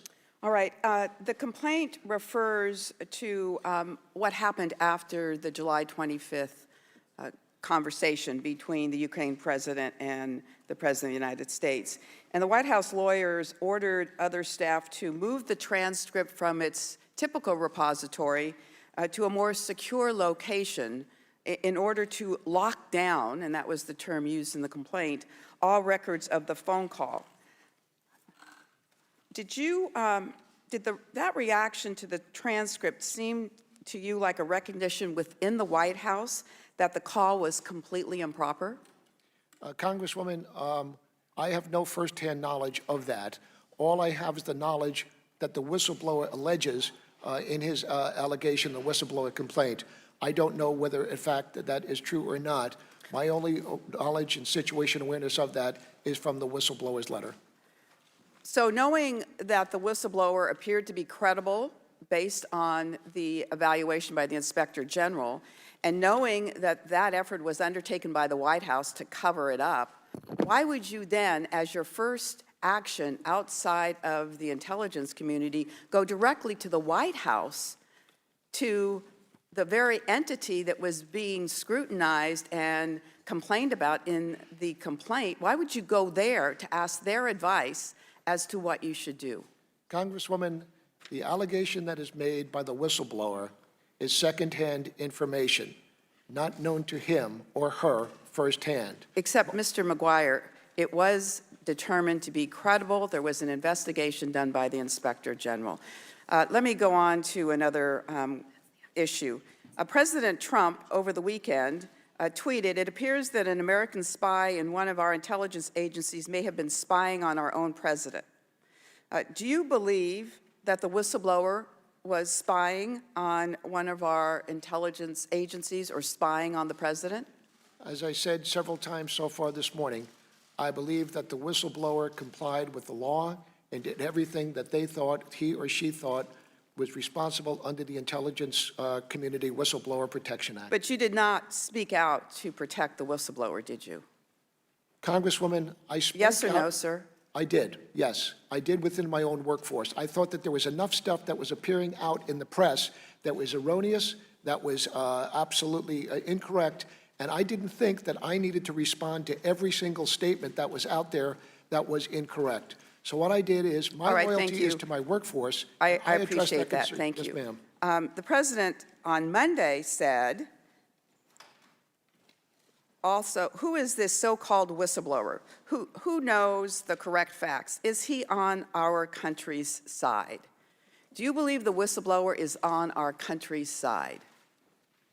I believe that the whistleblower and all employees who come forward in the ICIG to raise concerns of fraud, waste, and abuse are doing what they perceive to be the right thing. So, working on behalf of our country. Are you aware of the fact that whistleblowers within the federal government have identified waste, fraud, and abuse of over $59 billion that has had the effect of benefiting the taxpayers and keeping our country safe as well? Congresswoman, I'm not familiar with the dollar value, but having been in the government service for nearly 4 decades, I am very much aware of the value of the whistleblower program. Let me ask you one final question.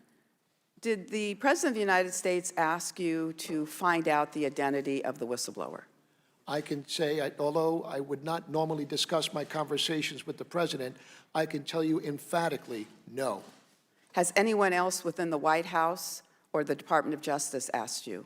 No, Congresswoman. Thank no. you. I yield back. You're welcome, ma'am.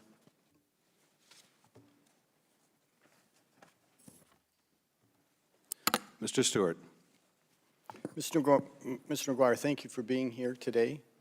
I want you to know the good news is I'm not going to treat you like a child, and I'm going to give you a chance to answer your questions if I ask you something.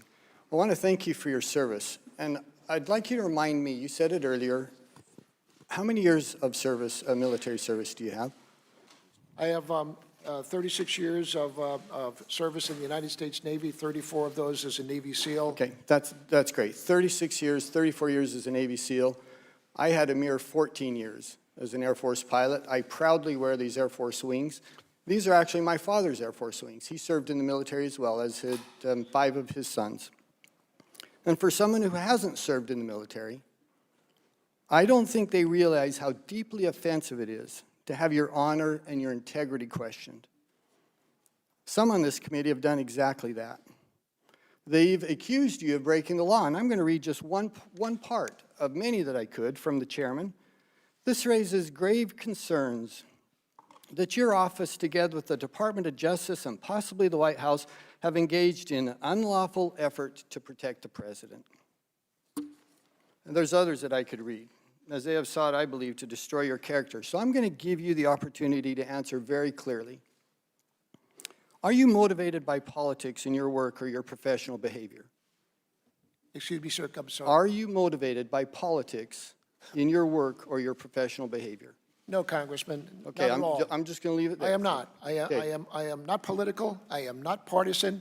And I did not look to be sitting here as the acting director of national intelligence. I thought that there were perhaps other people who would be best and more qualified to do that. But the president asked me to do this, and it was my honor to step up and for however long I'm doing it, to lead and support the intelligence community. Okay, thank you. Do you believe that you have followed the laws and policies and precedent in the way you've handled this complaint? I do. I know I do. Have you in any way sought to protect the president or anyone else from any wrongdoing? I have not. What I have done is endeavor to follow the law. Thank you. Do you believe that you had a legal responsibility to follow the guidance of the Office of Legal Counsel? The opinion of the Office of Legal Counsel is binding on the executive branch. Thank you. Now, there's been a big deal made about the fact that this is the first whistleblower complaint that has been withheld from Congress, but it's also true, isn't it, that it's the first whistleblower complaint that has potentially falls under executive privilege, and it's also the first time that it included information that was potentially outside of the authority of the DNI. Is that true? To the best of my knowledge, Congressman, that is correct. Okay, and I will say to my colleagues sitting here, I think you're nuts if you think you're going to convince the American people that your cause is just by attacking this man and by impugning his character when it's clear that he felt there's a discrepancy, a potential deficiency in the law. He was trying to do the right thing. He felt compelled by the law to do exactly what he did. And yet the entire tone here is that somehow you're a political stooge who has done nothing but try to protect the president. I just think that's nuts. And anyone watching this hearing is surely going to walk away with the clear impression that you are a man of integrity who did what you felt was right, regardless of the questions and the innuendo that is cast by some of my colleagues sitting here today. I'd like to, one more thing before I yield my time. I think we can agree that leaks are unlawful and that leaks are damaging. And for heaven's sakes, we've seen plenty of that over the last 3 years. And there's a long list of leaks that have had clear implications for our national security, meaningful implications for our national security. I want to know, do you know who was feeding the press information about this case? And have you made any referrals to the Department of Justice for unlawful disclosures? Yes, sir. Do you know who is feeding information about this case? No. Okay. No, Do you think it'd be appropriate to make a referral to the Department of Justice to try to determine that? I believe that anybody who witnesses or sees any wrongdoing should refer any wrongdoing or complaint to the Department of Justice for investigation. Including investigation about leaks That is of correct. classified information. Yes, Congressman, any wrongdoing. All right, well, I don't know what time it is because our clock isn't working. I suppose my time is up, but I would conclude by emphasizing once again, good luck convincing the American people that this is a dishonorable man sitting here. Good luck convincing the American people that he has done anything to what he thinks is right. And if you think it scores political points with your friends who have wanted to impeach this president from the day he was elected, then keep going down that road. Thank you, Congressman. I would only say, Director, no one has accused you of being a political stooge or dishonorable. No one has said so. No one has suggested that. You've accused him of breaking the law, Mr. Chairman. But it is certainly our strong view, and we would hope it would be shared by the minority, that when the Congress says that something shall be done, it shall be done. And when that involves the wrongdoing of the president, it is not an exception to the requirement of the statute. And the fact that this whistleblower has been left twisting in the wind now for weeks, has been attacked by the president, should concern all of us, Democrats and Republicans, that this was ever allowed to come to be, that allegations this serious and this urgent were withheld as long as they were from this committee. That should concern all of us. But no one is suggesting that there is a dishonor here. But nonetheless, we are going to insist that the law be followed. Mr. Chairman, will you yield? Mr. Quigley. Thank you, Mr. Chairman. Thank you, sir, for your service and for being here. As you know, those in public life who work and deal with other countries, ambassadors, secretaries of state, many in the intelligence field, they're vetted. They go for approval before the Senate. They have to get clearance. And you understand the policy reasons for that, correct? Yes, Congressman. Do you have any issues with civilians without approval, without vetting, without clearance, taking on those roles? Yes, I do, Congressman. And why would you have those concerns? Well, in order to be able to handle sensitive information, whether it be diplomatic or certainly intelligence information, one must be vetted. This is the important part of protecting national security. In order to, we just can't bring people in and automatically wave a magic wand or put holy water on them to give them a security clearance. It is a matter of vetting. For me to come back into government, the FBI went back for 15 years in my background, examined all of my financial records to make sure that I was, in fact, worthy of having an intelligence clearance. And we do the same thing with the intelligence community. Everybody who is subject or everybody who is privileged to have access to intelligence information is a sacred trust. The American people expect us to keep them safe, as I said earlier. In order to do that, we need to ensure that any person who has access to this sensitive information of the United States has been thoroughly vetted to ensure that they are able to handle that information. It's not just the intel issues, it's the issues of national policy, that people have an official role that they carry out on behalf of the United States, and we know what their role is, correct? Yes, Congressman, I would. What is your understanding right now of what Mr. Giuliani's role is? Mr. Congressman, Congressman Quigley, I respectfully just referred to the White House to comment on the president's personal lawyer. Okay. So far what I've declaimed is you see that he's his personal lawyer. We read in the complaint, we read in this modified transcript, he's mentioned 5 times. Your reaction to the fact that this civilian, without any of these vetting, has played this role?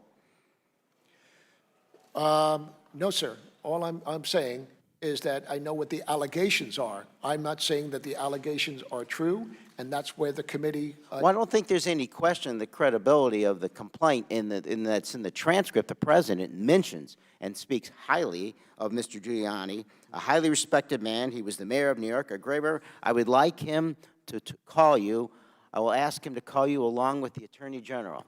Your reaction to the civilian dealing with these. In the complaint, it talks about our national security. The Inspector General talks about this as the highest responsibility among those that the DNI has, and obviously Mr. Giuliani is playing this role. To your knowledge, does he have security clearance? I don't know.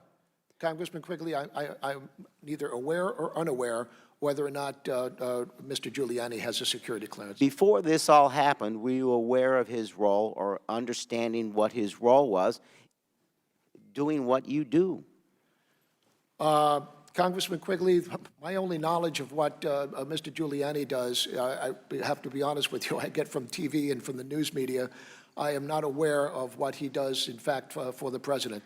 Are you aware of any communication by Mr. Giuliani and your office about how he should proceed with this role, given the classified nature, the national security implications that are in the complaint, that are in the transcript, in the role that he is playing? Well, I have read the transcripts just as you have, so my knowledge of his activity in there is just limited to the conversation that the president had with the president of Ukraine. So we respect your role, and while we have differences of opinion, we continue to respect your integrity and your honor. But we have this vast amount of experience you have, and we need to understand how it plays juxtaposition with the complaint. I'm reading, an OMB official informed departments and agencies that the president earlier that month had issued instructions to suspend all U.S. security assistance to Ukraine. Your reaction to that? Congressman Quigley, I think that anything that has to do with the president's lawyer in these matters should be referred to the White House and the president for that. Well, no, I'm just reading the complaint. I lead and I support the intelligence community and the 17 different departments and agencies underneath my leadership.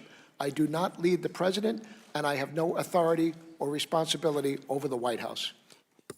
But you are aware, with all your experience, of the fact that we have this relationship with Ukraine, that they are dependent upon us, and this complaint doesn't concern you. You can't say that publicly, that it concerns you? There's a lot of things that concern me. I'm the Director of National Intelligence. And this one here, though, I just have to defer back to the conversation that the president had is his conversation. How the president of the United States wants to conduct diplomacy is his business, and it's not whether or not I approve it or disapprove of it. That is the president's business on how he wants to conduct that, sir. The issue is whether it commits a crime, and that bothers you. The time of the gentleman has expired. Director, you may complete your answer if you wish. Excuse me, sir? If you wanted to respond, you may.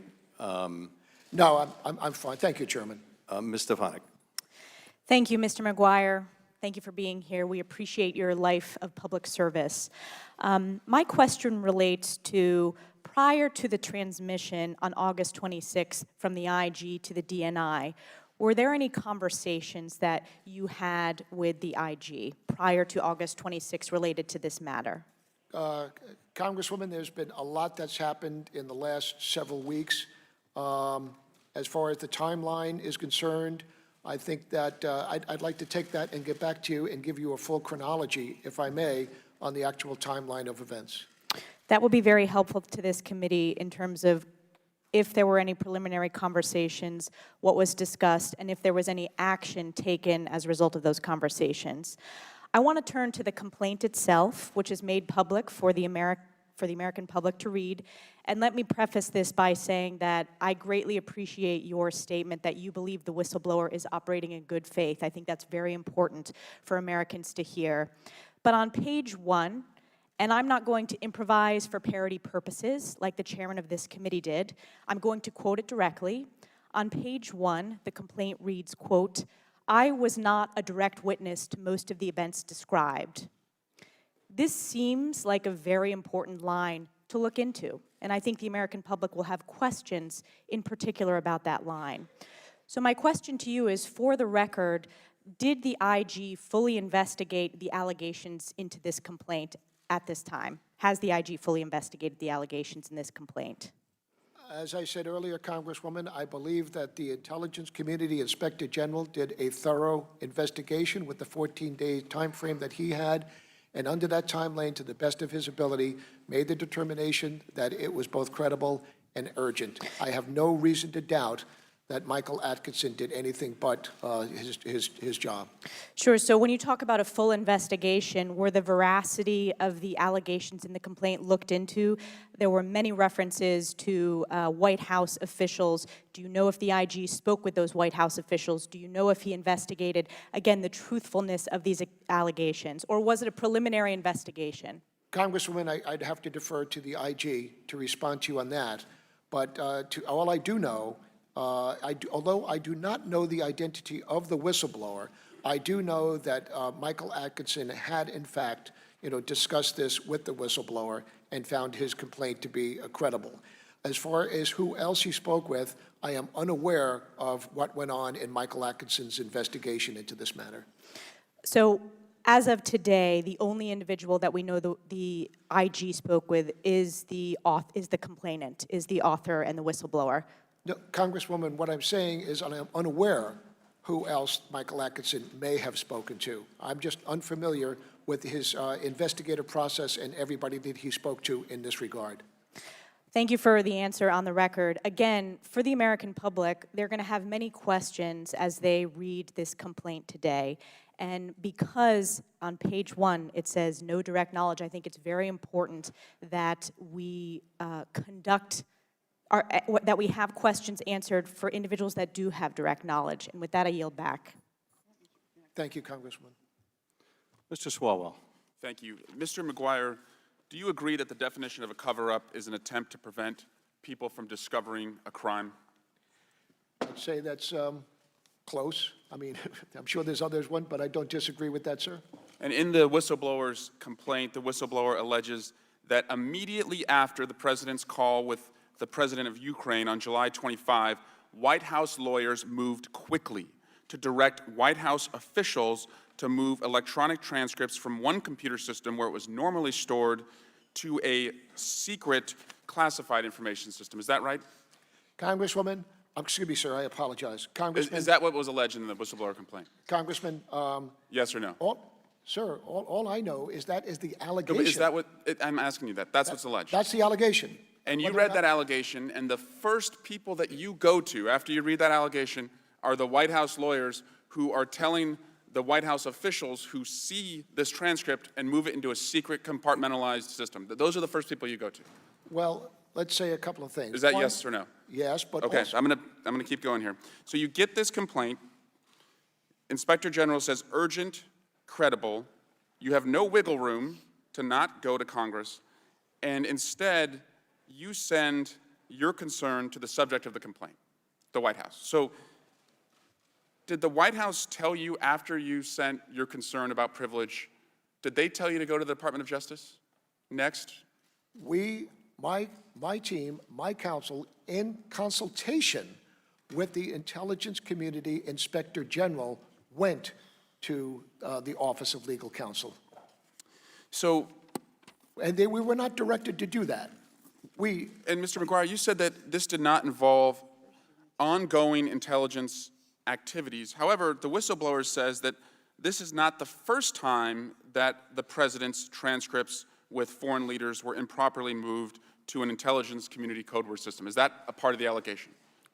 I believe that's in the letter, and I will let the letter speak for itself, sir. Well, what can also speak for itself is that if a transcript with a foreign leader is improperly moved into an intelligence community classification system, that actually would involve your responsibilities. Is that right? Not necessarily.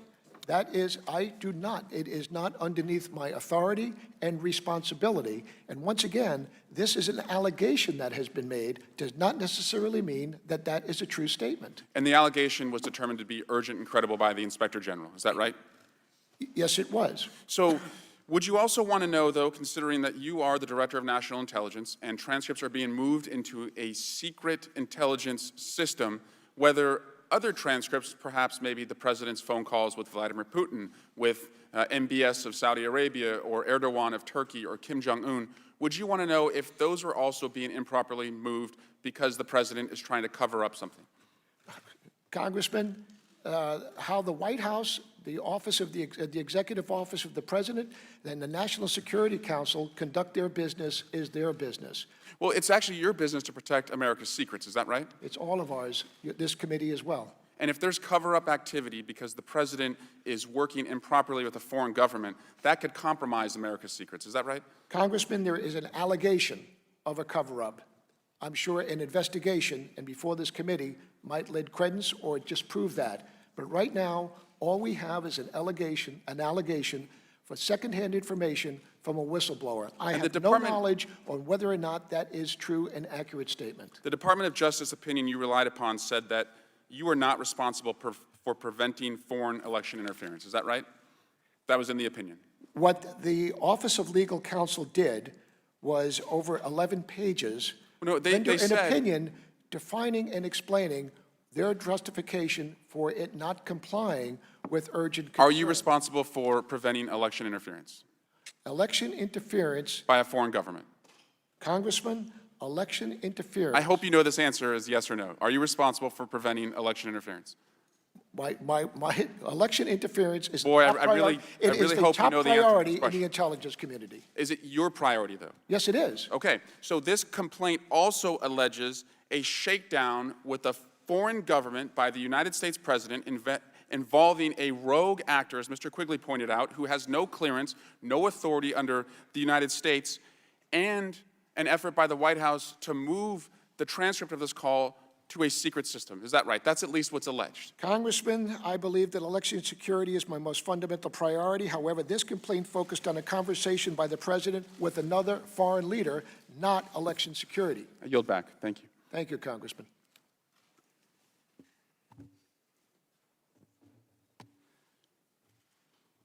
And if that conversation involved the president requesting help in the form of intervention in our election, is that not an issue of interference in our election? Chairman, once again, this was sent to the Federal Bureau of Investigation. No, I understand that, but you're not suggesting, are you, that the president is somehow immune from the laws that preclude a U.S. person from seeking foreign help in a U.S. election, are you? What I am saying, Chairman Schiff, is that no one, none of us, is above the law in this country. Mr. Hurd. Thank you, Chairman. Admiral, it's a pleasure to be here with you. I tell all my friends all the time that I've gotten more surveillance as a member of Congress than I did as an undercover officer in the CIA.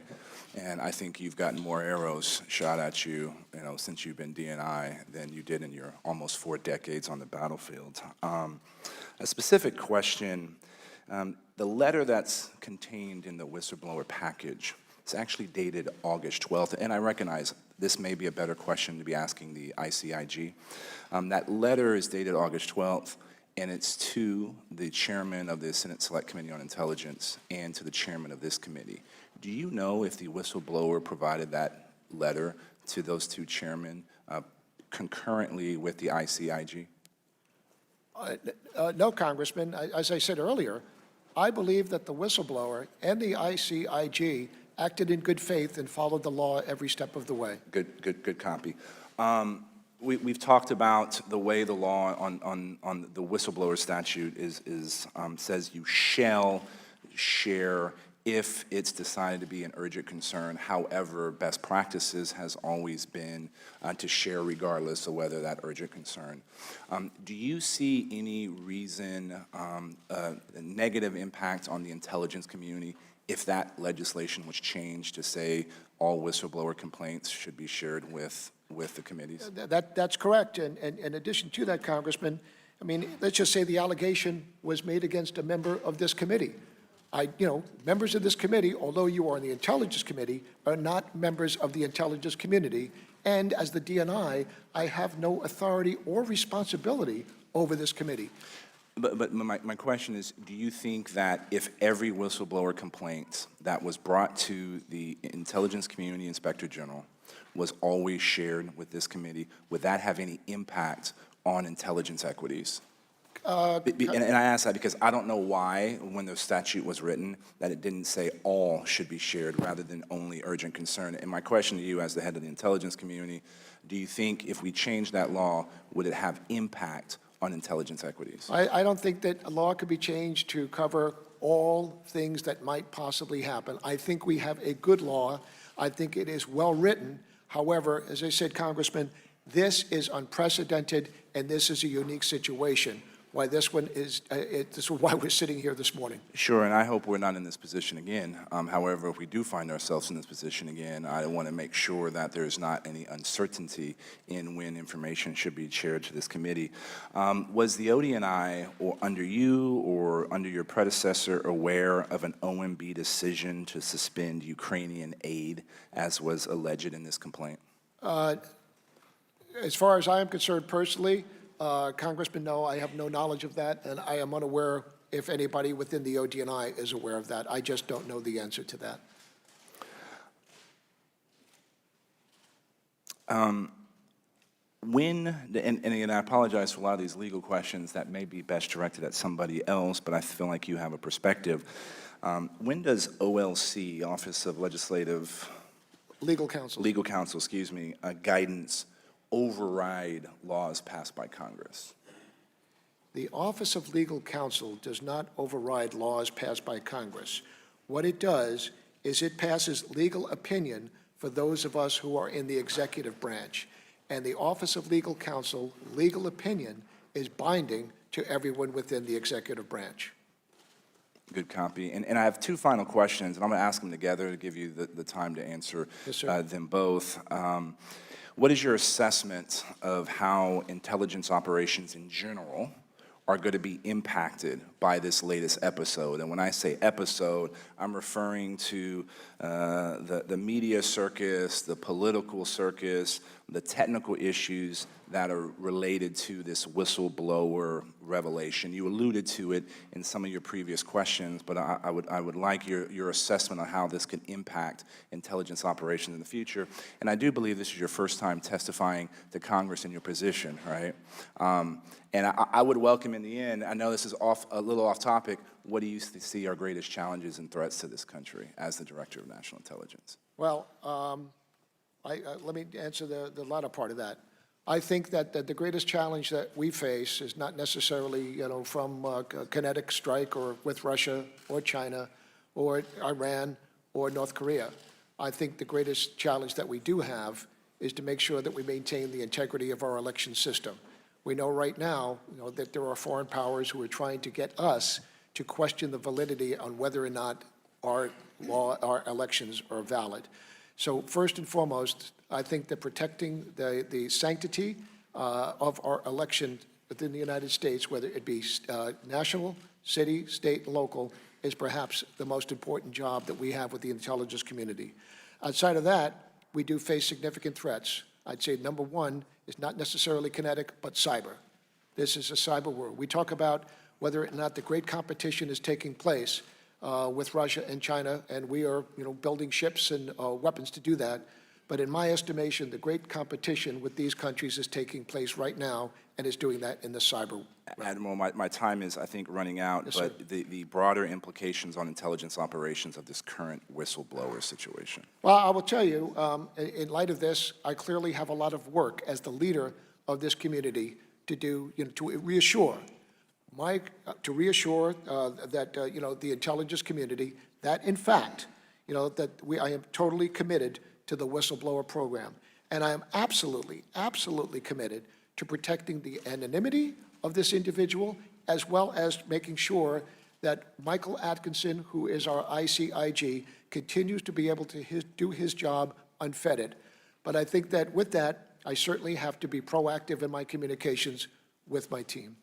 Mr. Chairman, I yield back the time I may Thank or you, may sir. not have. Mr. Castro. Thank you, Chairman. Thank you, Director McGuire, for your testimony today.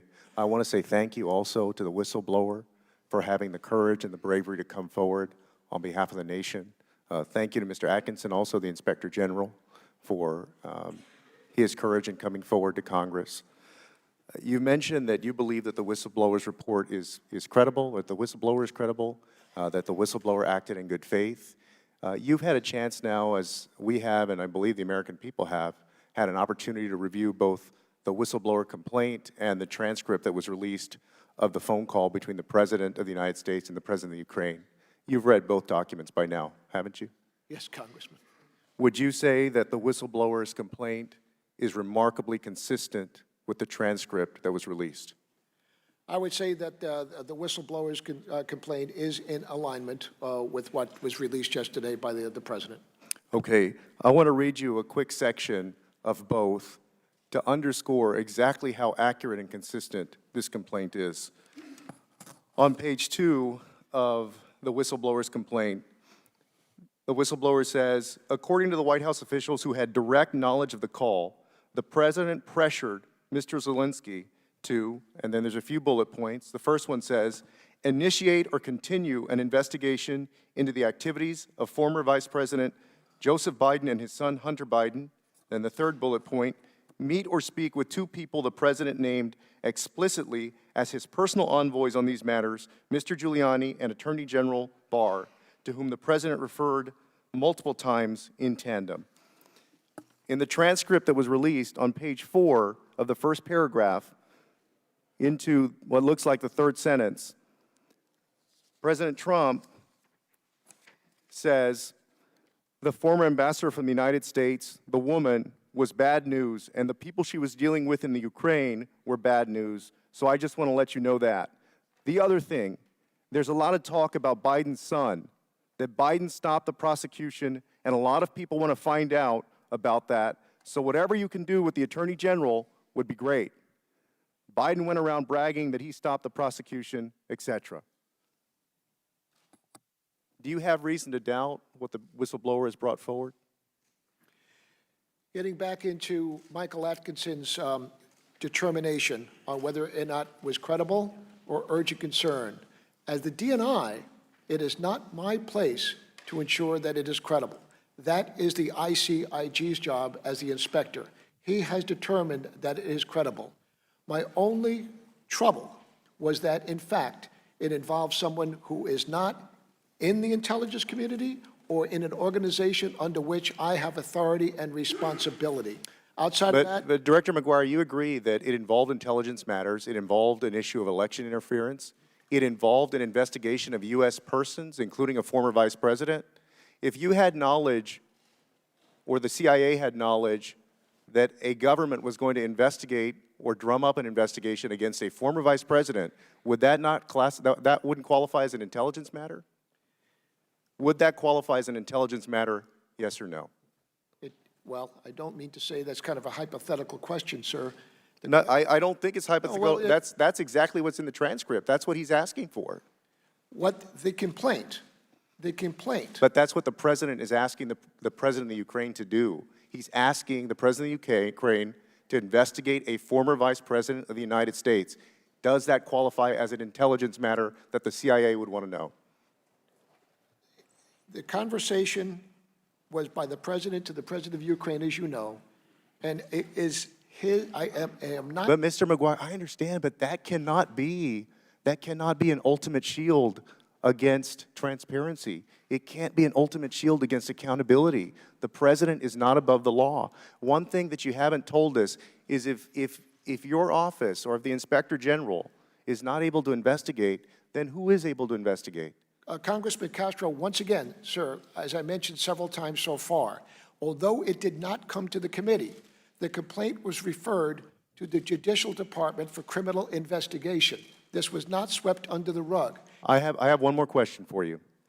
Why did your office think you should appeal the IG's determination about quote-unquote urgent concern to the DOJ? That has never been done before. It's never been done before.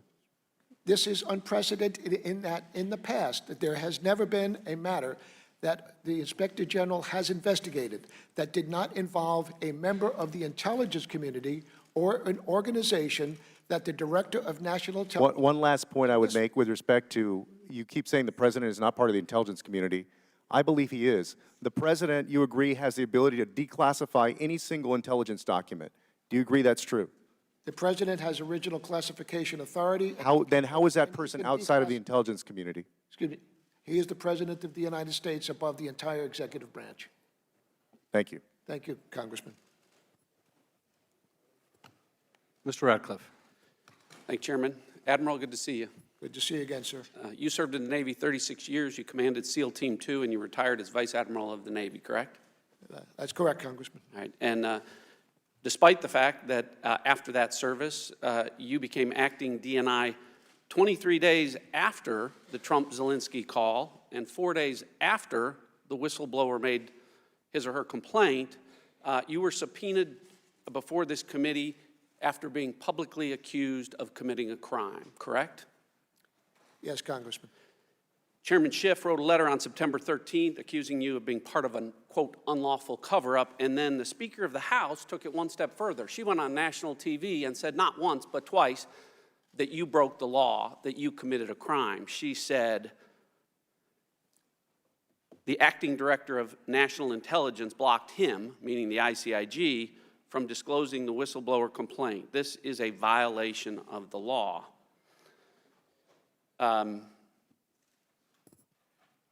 You were publicly accused of committing a crime. You were also falsely accused of committing a crime. As you have so accurately related, you were required to follow not just an opinion of what the law is, but the opinion from the Justice Department, an 11-page opinion about whether or not you were required by law to report the whistleblower complaint, correct? That's correct, Congressman.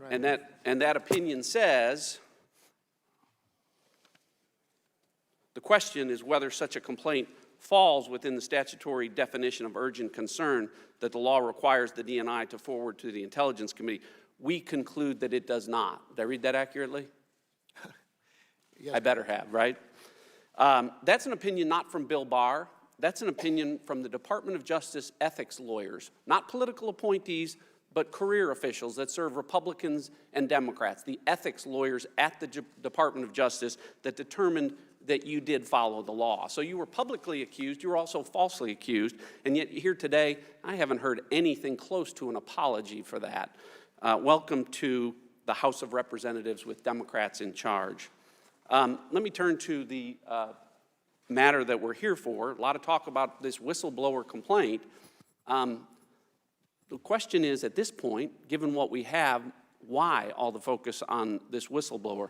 The best evidence of what President Trump said to President Zelensky is a transcript of what President Trump said to President Zelensky.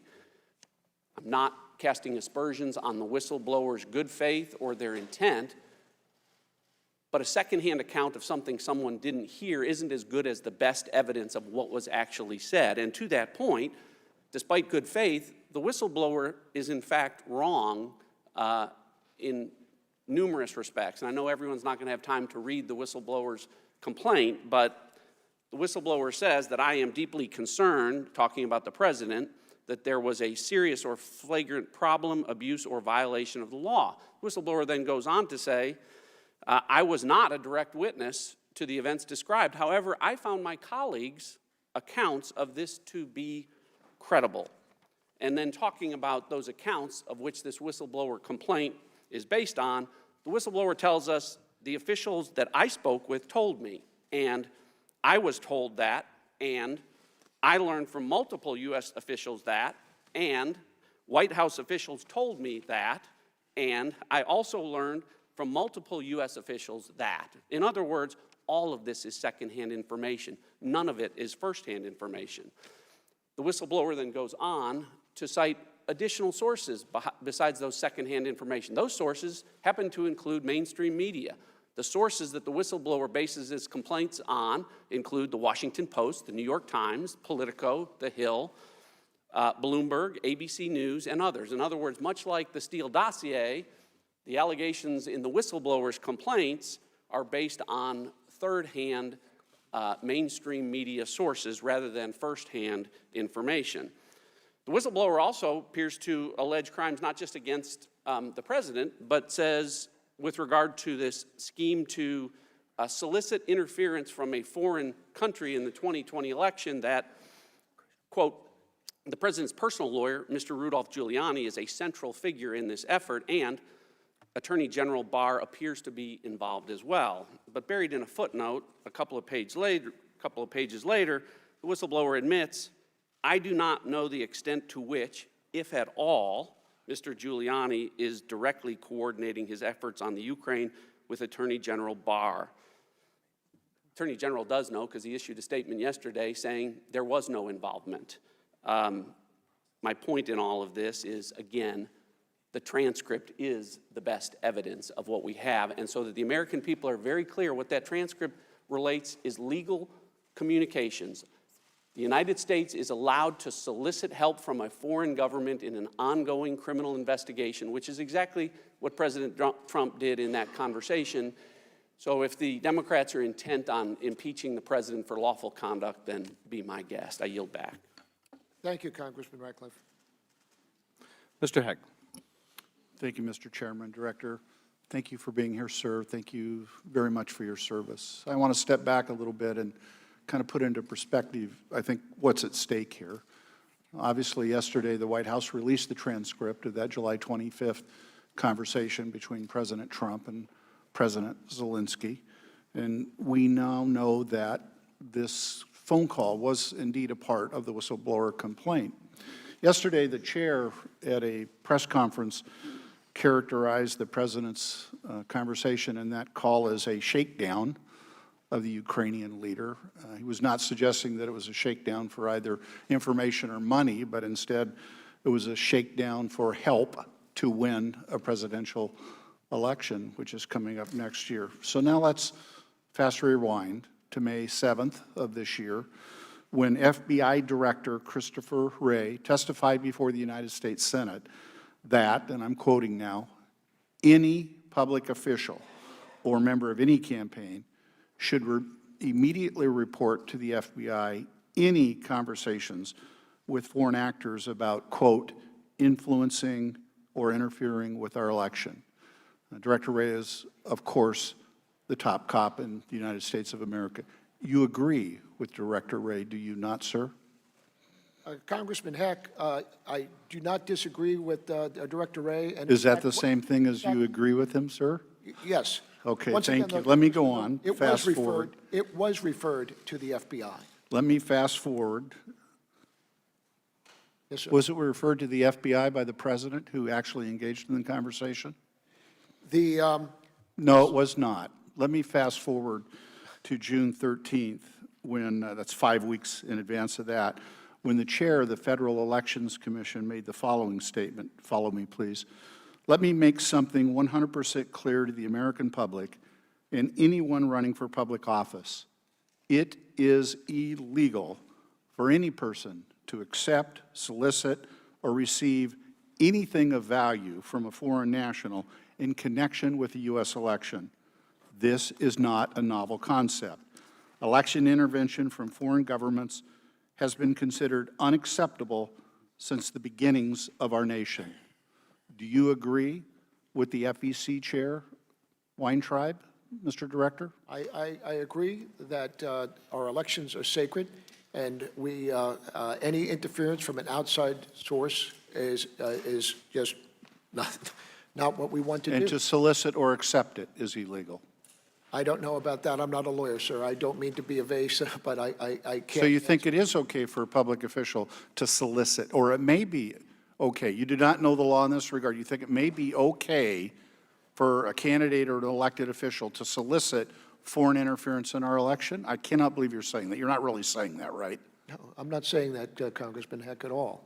So we should note that the FEC chair was prompted to say this because it was just literally the day before that the President of the United States sat at the Resolute desk in the most iconic room in the United States, the Oval Office, and said that FBI Director Wray was wrong.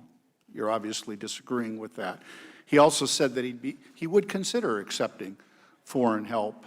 And of course, yesterday we learned that the President did in fact do exactly that, solicited that help.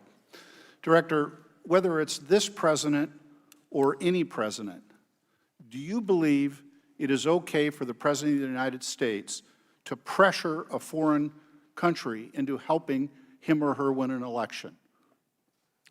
Congressman Heck, I believe that no one is above the law, and we've discussed what we think applies to the law. So it is illegal to solicit? No, I can't answer that. Once again, sir. I can't reconcile your two statements. Is it okay for a president to pressure, any president, to pressure a foreign government for help to win an election? It is unwarranted, it is unwelcome, it is bad for the nation to have outside interference, any foreign Thank you. power. And by extension, it would be equally unacceptable to extort that assistance as well. I mean, all I know is that I have the transcripts as you have. I have the whistleblower complaint as you have. And I wasn't referring to the whistleblower complaint, but if any president were to do this, and I accept your answer, I think it's beyond unacceptable, Director. Yes, sir. I think it's wrong, and I think we all know it. I think we were taught this at a very young age, and there's a voice within most of us, unfortunately, evidently not all of us, that suggest that it is wrong. It is illegal, and it is wrong.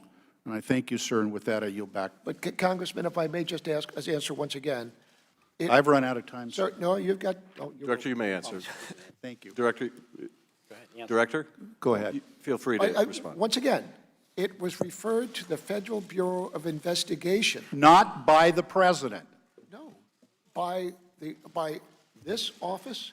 Right. And by the Office of and by the ICIG. Director Wray said that any candidate or elected official should immediately report it.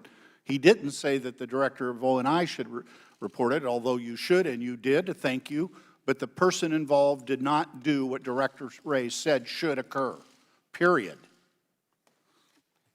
Thank you, Congressman. Thank you, sir. Mr. Welch. Thank you. Director, I want to say thank you.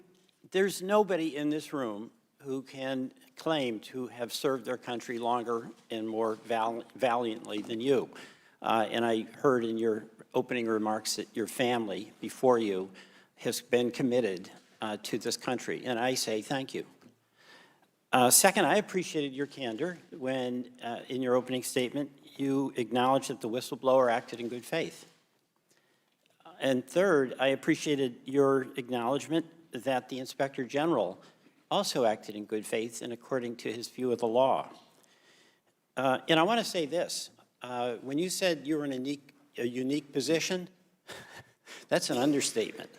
You got a complaint involving the President of the United States and also the United States Attorney General. I disagree with some of the decisions you made, but I have no doubt whatsoever that the same sense of duty that you applied in your long and illustrious career guided you as you made these decisions. So thank you for that. But I want to ask a few questions about the extraordinary document that came to your attention.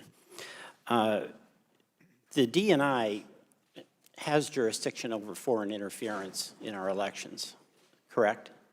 That's correct. And of course, you're aware, as we all are, of the Mueller report and his indictments against 12 foreign nationals, Russians, who actively interfered in our election, correct? I have read the report, yes. Yeah, so it's just a huge responsibility that your agency has, correct? In this case, because of the two things you mentioned, that the president is the one person that's above the intelligence community in your sense about executive privilege, you did not forward the complaint to us, correct? I did not, yes, Congressman Welch, because I was still working with the White House. No, I understand Yes, that. Yes, You've been very clear on that. But let me just ask a hypothetical, just to show the dilemma that you were in. Let's say a U.S. senator who is well-connected, or a private citizen really well-connected, had access to and had a conversation as a result of that with the leader of a foreign country, and asked that person for a favor, the U.S. senator, let's say, of providing dirt on a political opponent. Is that something that you would see that should be forwarded to this committee? Congressman, I don't mean to be disrespectful, but it's very difficult to answer hypothetical questions. I'm not sure I understand. Well, I won't make it hypothetical. Let's say instead of being a conversation between President and the president of Ukraine. It was a U.S. senator who, let's say, was the head of the Foreign Relations Committee and was asking for the foreign leader. I understand.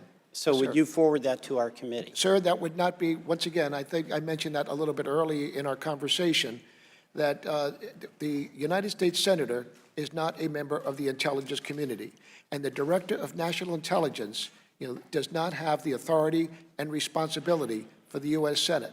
So any wrongdoing in that regard should be referred to the Department of Justice for criminal investigation. Well, I'd respectfully disagree with you because obviously that would be a solicitation by that U.S. Senator for interference in our elections, and that's in your jurisdiction, correct? Well, election interference is indeed, yes, Congressman Walsh. Okay. But once again, Congressman, although it is, as far as what the legal responsibility to do in compliance with the Intelligence Reform Act, the Whistleblower Protection Act, it does not, the statute does not allow for that to be done. Well, I disagree with that. Yes, sir. But here's the dilemma that you were in and we're in, but we're going to now be able to follow up because executive privilege, if it existed, was waived. Under your approach, as you saw it, it means that no one would be investigating the underlying conduct because in this case, executive privilege applies or may apply. And number two, the president who had the conversation is above the law. So that's a dilemma for our democracy, is it not? The complaint was sent to the Federal Bureau of Investigation, totally disregarding any concern for executive privilege. I understand, but the Federal Bureau of Investigation never did a follow-up investigation, right? I believe that they have concluded the investigation. I'm not sure. In addition to being involved with this matter here, I also have other pressing matters. As Director, I apologize. And the Justice Department, led by Mr. Barr, who is the subject of the complaint, is the department that provided the opinion that there's no action to be taken. I believe that the Attorney General was mentioned in the complaint, not necessarily subject of the complaint, sir. Well, he was mentioned. Yes, sir. All right, I yield back. Thank you. Congressman Wells, thank you, sir. Thank you. Mr. Maloney. Director McGuire, what was your first day on the job? My first day on the job was Friday, the 16th of August, and I think I set a new record in the administration for being subpoenaed before any other. You had a heck of a first week, didn't you, sir? Not that much going for me, sir. The complaint is dated August 12th. Whatever else you've done right in your career, sir, your timing is got to be something you worry about. Congressman, I think that Dan Coates' timing is better than mine.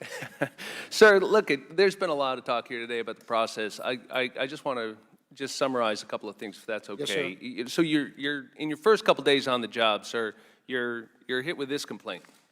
And it says that the President of the United States pressured a foreign leader to help him investigate a political opponent, and that political opponent's son, in fact. That president asked the foreign leader to work with a private citizen, Mr. Giuliani, and the Attorney General of the United States, Bill Barr, on that scheme. The president at that time, not in dispute, was withholding $391 million of assistance, holding that over that Ukrainian president's head. That Ukrainian president raises in the conversation U.S. military assistance, javelins, defensive weapons. He's got Russian troops in his country. The wolf is at the door. The president asks for a favor, complains about Ukrainian reciprocity. Not getting enough from you, that's what reciprocity is, right? We got to get something from you if we're giving something to you. He names the political opponents by name, the Bidens. Ukrainian president says he'll do it, that he'll do the investigation. That's what you're hit with. And you're looking at that complaint that in the second paragraph alleges serious wrongdoing by the President of the United States. And the first thing you do is go to the President's men at the White House and women and say, should I give it to Congress? And in the second paragraph of that complaint, sir, it also suggests the Attorney General could be involved. And the second thing you do is go to the Attorney General's people at the Justice Department and asked them if you should give it to Congress. Sir, I have no question about your character. I've read your bio. I have some questions about your decision and the judgment in those decisions. See any conflicts here? Congressman Maloney, I have a lot of leadership experience. I do. And as you said, it came to me very early on in this. The fact that I am the acting DNI, and I was still using Garmin to get to work, that this came to my attention involving the President of the United States and the important matter of this. In the past, as I said before, I have always worked with legal counsel. Because of the magnitude and the importance sir, of this if I may. decision, I just, sir, as a naval officer for years, I just thought it would be prudent. I understand now, the I also prudent want to say, point. sir, if I may, my life would have been a heck of a lot simpler without becoming the most famous man in the United Don't States. doubt that at all, sir. My question, sir, is when you were considering prudence, did you think it was prudent to give a veto power over whether the Congress saw this serious allegation of wrongdoing to the two people implicated by it? Is that prudent? I have to work with the situation as it is, Congressman Maloney. Only the White House can determine or waive executive privilege. There is no one else to go to. And as far as a second opinion, my only avenue of that was to go to the Department of Justice Office of Legal Counsel. And you understand, sir, that if unchallenged by your own Inspector General, your decision, that prudence, would have prevented these serious allegations from ever reaching the Congress. Quick question. In response to Mr. Hmmm, I think you left the door open that you spoke to the President of the United States about this whistleblower complaint. Sir, did you speak personally to the President of the United States at any time about this complaint? Congressman, once again, I am the President's intelligence officer. I speak to the President. I cannot say one Mr. way. Director, I know you speak to the President a lot. It's a simple question, sir. Did you speak to him about this whistleblower complaint? Yes or no? Congressman Maloney, my conversation with the President of the United States is privileged. So you're not denying that you spoke to the President? I'm not asking just for the saying- content, sir. Congressman, I don't want the I'm just content. saying my Did you or did you not speak to the President about this whistleblower complaint? I speak to the President about a lot of things, and anything that I say to the President of the United States in any forum is privileged. Not and asking for the confidential. content. Are you denying that you spoke to the President? I am just telling you once again, I speak to the President, and anything I say to the President is confidential. Thank you, sir. Sir, yeah, I mean, that's the way it is. I understand. Thank you. And Director, you understand, we're not asking you about your conversations with the President about national security, about foreign policy, about the National Counterterrorism Center. We just want to know, did you discuss this subject with the President? You can imagine what a profound conflict of interest that would be. Did you discuss this subject, this whistleblower complaint, with the President? You can say, I did not discuss it with him, if that's the answer. That doesn't betray any privilege. And you can say, I did discuss it with him, but I'm not going to get into the content of those conversations. That question you can answer. Chairman Schiff, once again, you know, my conversation, no matter what the subject is with the President of the United States, is privileged conversation between the Director of National Intelligence and the President. Ms. Demings. Thank you so much, Mr. Chairman, and Director McGuire, thank you for being here with us today. Thank you for your service. Good morning, Congresswoman. I know you said that you took your first oath in 1974. Yes, ma'am. That's a long time, but a long time to be proud of the service. I took my first oath in 1984 when I was sworn in as a law enforcement officer, and I thank you so much for saying that public service is a sacred trust, because regardless of the circumstances or who's involved, public service is a sacred trust. I've had an opportunity as a law enforcement officer, I'm a member of Congress now, but to investigate internal cases involving other personnel. I've had an opportunity to investigate numerous other cases, criminal cases, and never once, just for the record, Director McGuire, did I ever go to the suspect or the defendant or the principal in those cases to ask them what I should do in the case. There's been a lot of talk this morning. The whole discussion, the whole reason why we're here centers around the U.S. relationship with Ukraine. I think you would agree that Ukraine is very dependent on the United States in terms of assisting them in defending themselves. Could you, based on your many years of experience in the military and now in your new position, talk a little bit about that relationship and how important it is for the United States to assist Ukraine if they're ever going to be able to defend themselves? Yes, Congressman, I think that the United States has been extremely supportive of Ukraine. I would say that they are relying on us as they rely on other people in Europe.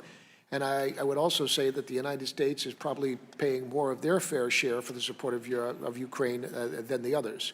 The threats are real for the Ukrainian people, and the stake of freedom and democracy is also, even though it's in the Ukraine, is also very much a concern. So based on that, you would say Ukraine probably could never get there without the support and the assistance of the United States or from the United States of America. I would say that if others were willing to step up and support, they might be able to get there. But they are not. We're there.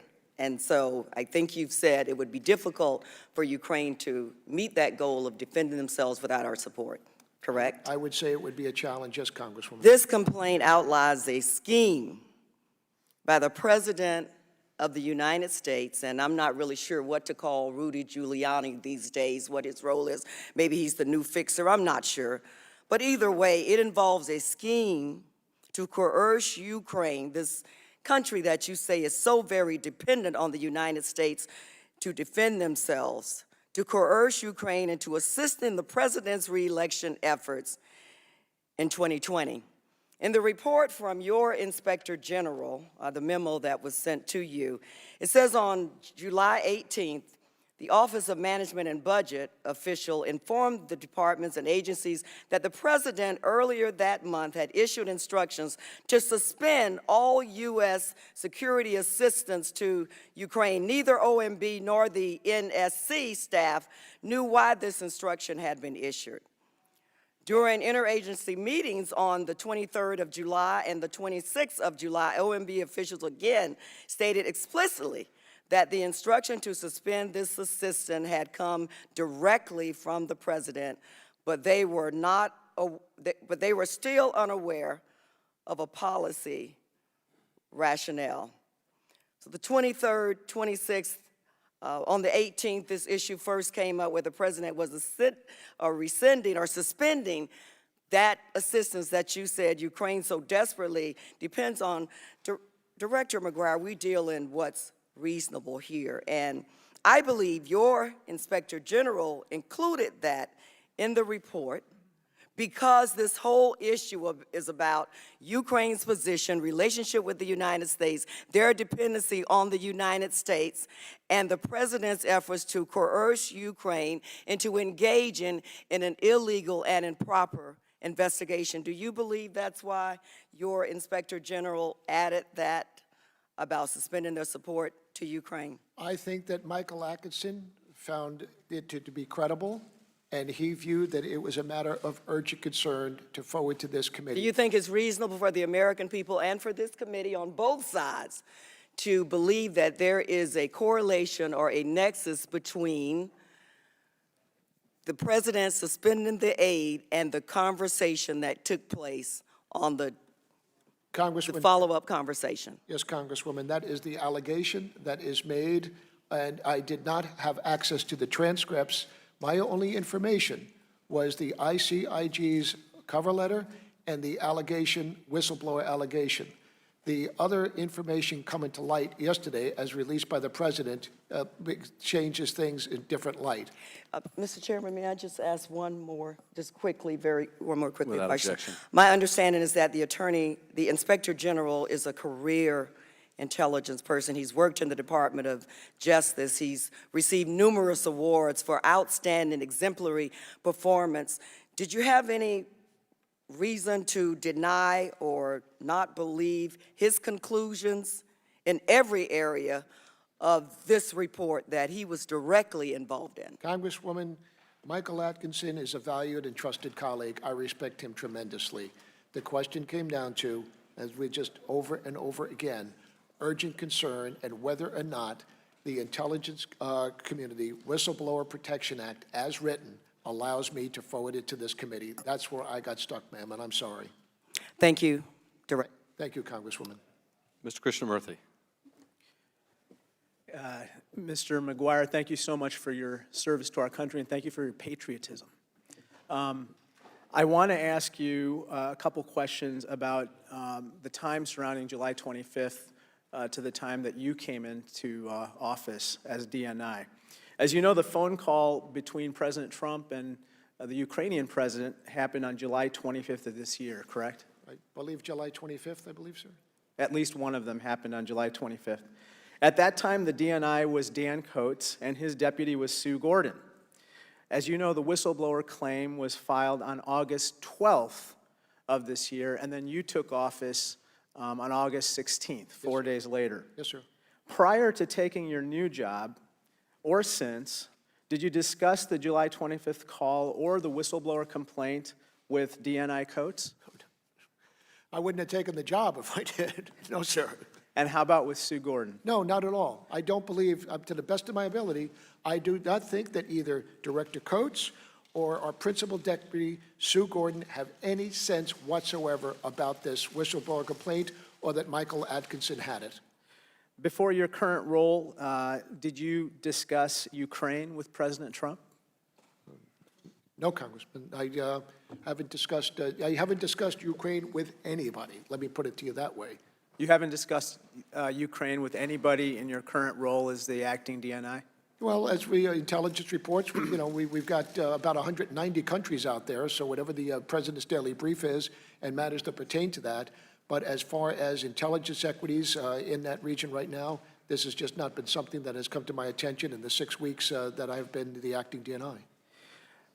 Now, turning to the whistleblower and the Inspector General, you don't know the identity of the whistleblower, right? Congressman, I do not, and I've made it my business to make sure that I do. Correct. And you don't know his political affiliation, obviously. I do not. I do not know this individual. Or her political affiliation.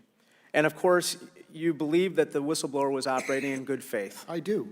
And without bias. I don't know about that. I do not know about that. I do believe that the But you have no reason to believe that he or she was acting with bias, correct? I just believe that the whistleblower was acting in good faith. But you have no reason to believe that the person was biased. I would not know whether he biased or not biased, sir. I just don't know. And of course, you will do everything you can to protect the whistleblower from any attempts to retaliate against him or her, correct? I will not permit the whistleblower to be subject to any retaliation or adverse consequences for going to the IG. I am absolutely committed to that. And unlike the whistleblower, you do know the Inspector General, yes, obviously. and I hold him in high esteem. And like the whistleblower, he also operated in the highest faith, right? I believe that Michael Atkinson, yes. And interestingly, Mr. Atkinson was actually appointed by President Donald Trump, right? Yes, he was. He's a presidential appointee. At what lends real credibility to the whistleblower's complaint is the fact that Mr. Atkinson, an appointee of the president, would actually bring forward a complaint against his boss. And that's something that is especially courageous. What I want to hear from you is that you will also do everything you can to protect Mr. Atkinson from potential retaliation. Congressman, absolutely. Very good. Now, the White House released a memorandum of telephone conversation from the July 25th, 2019 call, right? I believe that was what was transmitted yesterday morning, sir. And they call that a telcon in the jargon of these memoranda. Is that right? I'm familiar. This is the first time I've ever seen the transcript of a presidential conversation with a foreign leader. Okay, have you been? Telcon would be short for telephone conversation, though. Exactly. And have you been a party to a conversation between the president and a foreign leader on a phone call? When I am in the office to provide the intelligence brief to the president, some foreign head of state might call in. The president may either ask us to leave or just stay there for a brief call from time to time. Yes, sir. And there are note takers who actually scribble down furiously what's being said on those calls. If they are note takers, they would not be in the Oval Office with us. They might be listening somewhere else, sir. Like from the Situation Room. Right. And in or where, I don't know, but somewhere within the White House, yes. And within this particular situation, maybe more than a dozen people were on the phone call in question. That's the allegation, yes. And they were all taking notes, presumably. If they're good public servants, yes, Congressman. Were you, and were you ever a party to a call where the notes that you took were then given to someone at the White House for keeping? I have never been party to any call other than my own. I would take notes from my own at my level or as the Director of National Counterterrorism Center, but I have never been privy to a conversation with the President where I would be involved in taking notes. It would just be happenstance. I happened to be there, and he felt comfortable enough to leave me for a brief conversation. But it's not anything that I would be in that office particularly for that matter. Thank you for your service. Well, thank you, Congressman, very much. Thank you. And I'd like to recognize the ranking member for any final questions that he would have. Thank you, Mr. Chair. Mr. McGuire, I just want to thank you for your attendance here today. Congratulations for surviving legal word challenge charade today. I expect, hopefully, we'll see you behind closed doors like this is supposed to be done.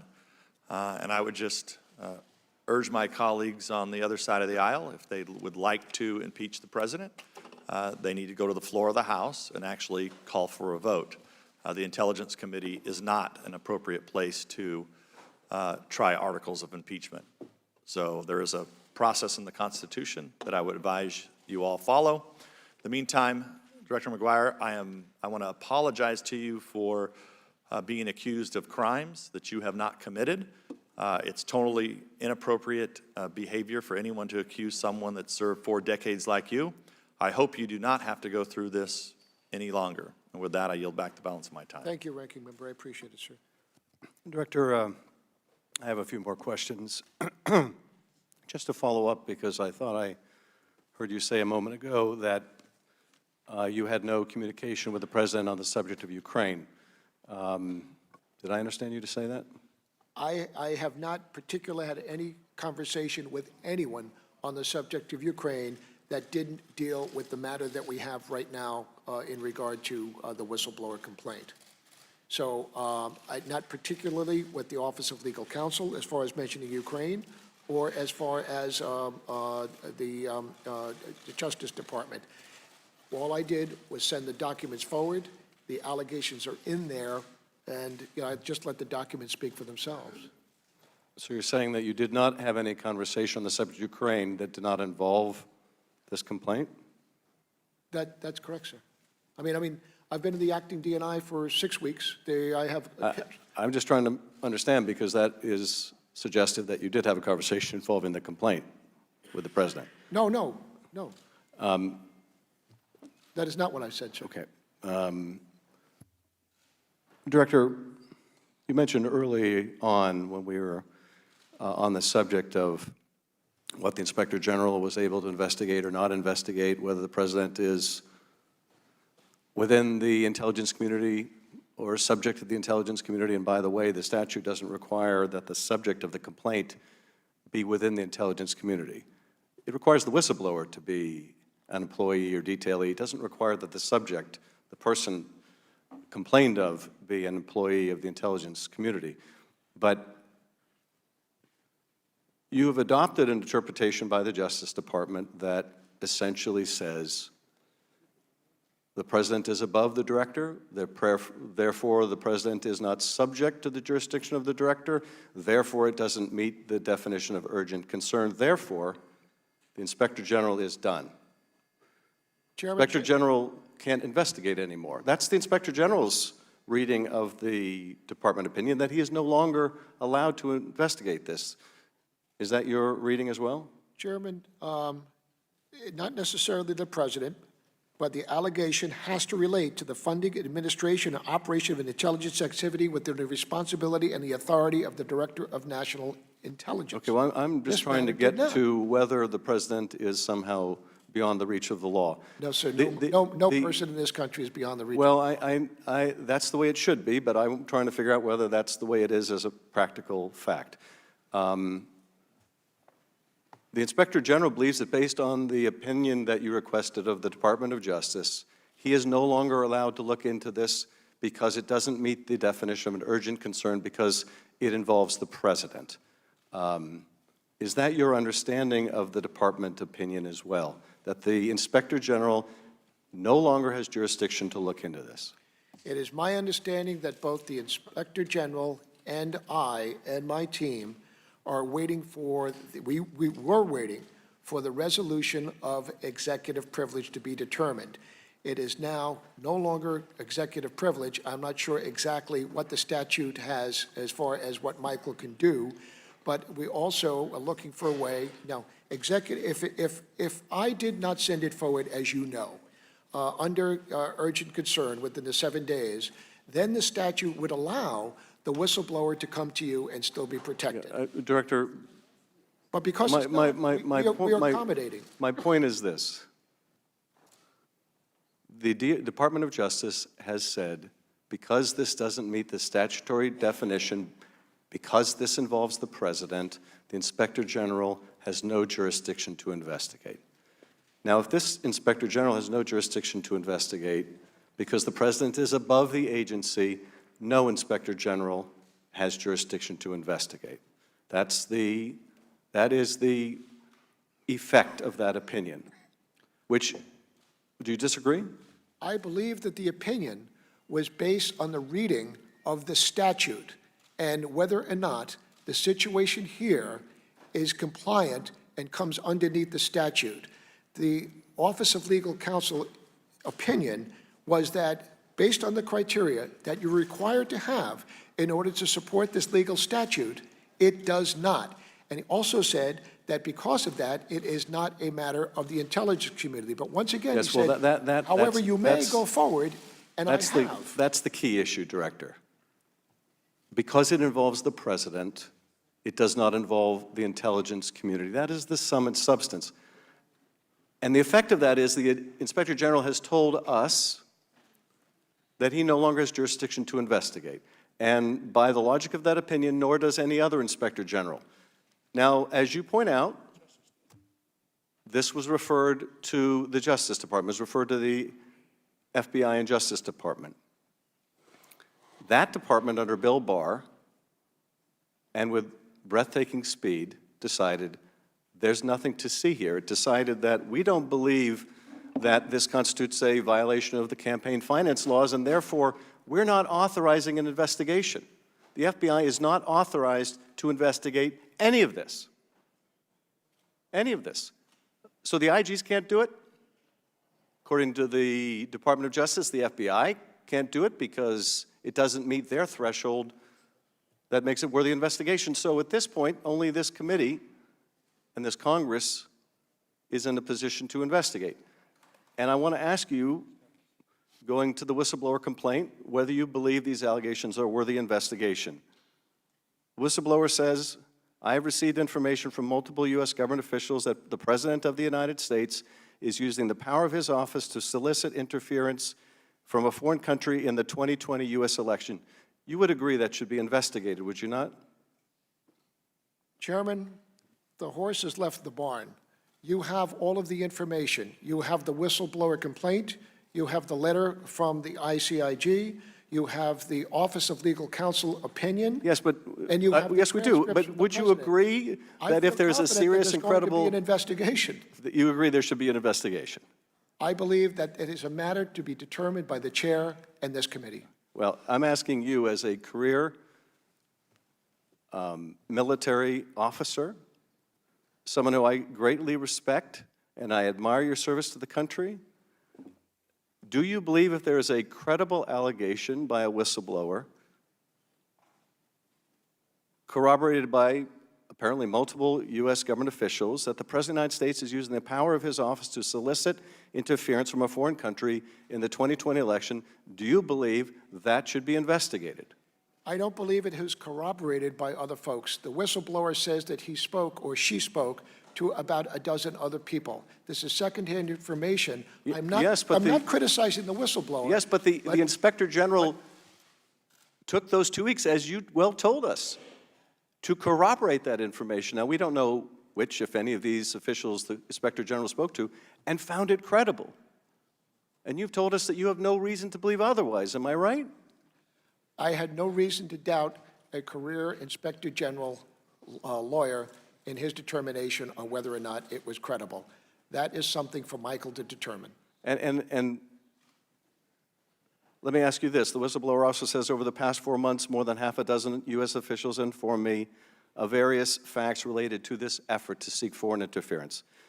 You would agree that we should speak to those half a dozen U.S. officials, would you not?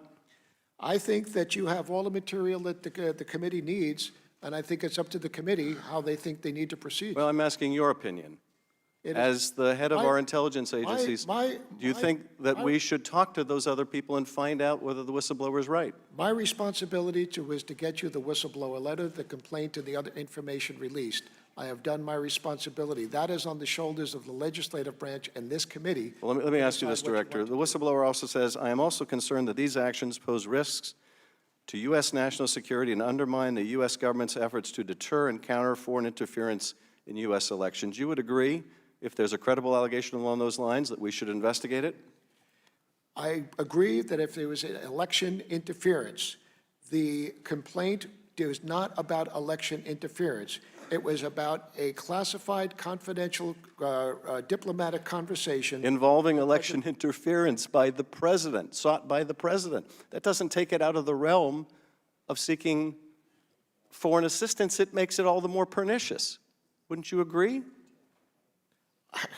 As I said, I don't disagree with the IGIC's assessment that it was a credible matter. The whistleblower further says, namely, the president, sought to pressure the Ukrainian leader to take actions to help the president's 2020 re-election bid. You would agree that that should be investigated? Not necessarily, sir. I mean, as far as it was investigated by the Federal Bureau of Investigation.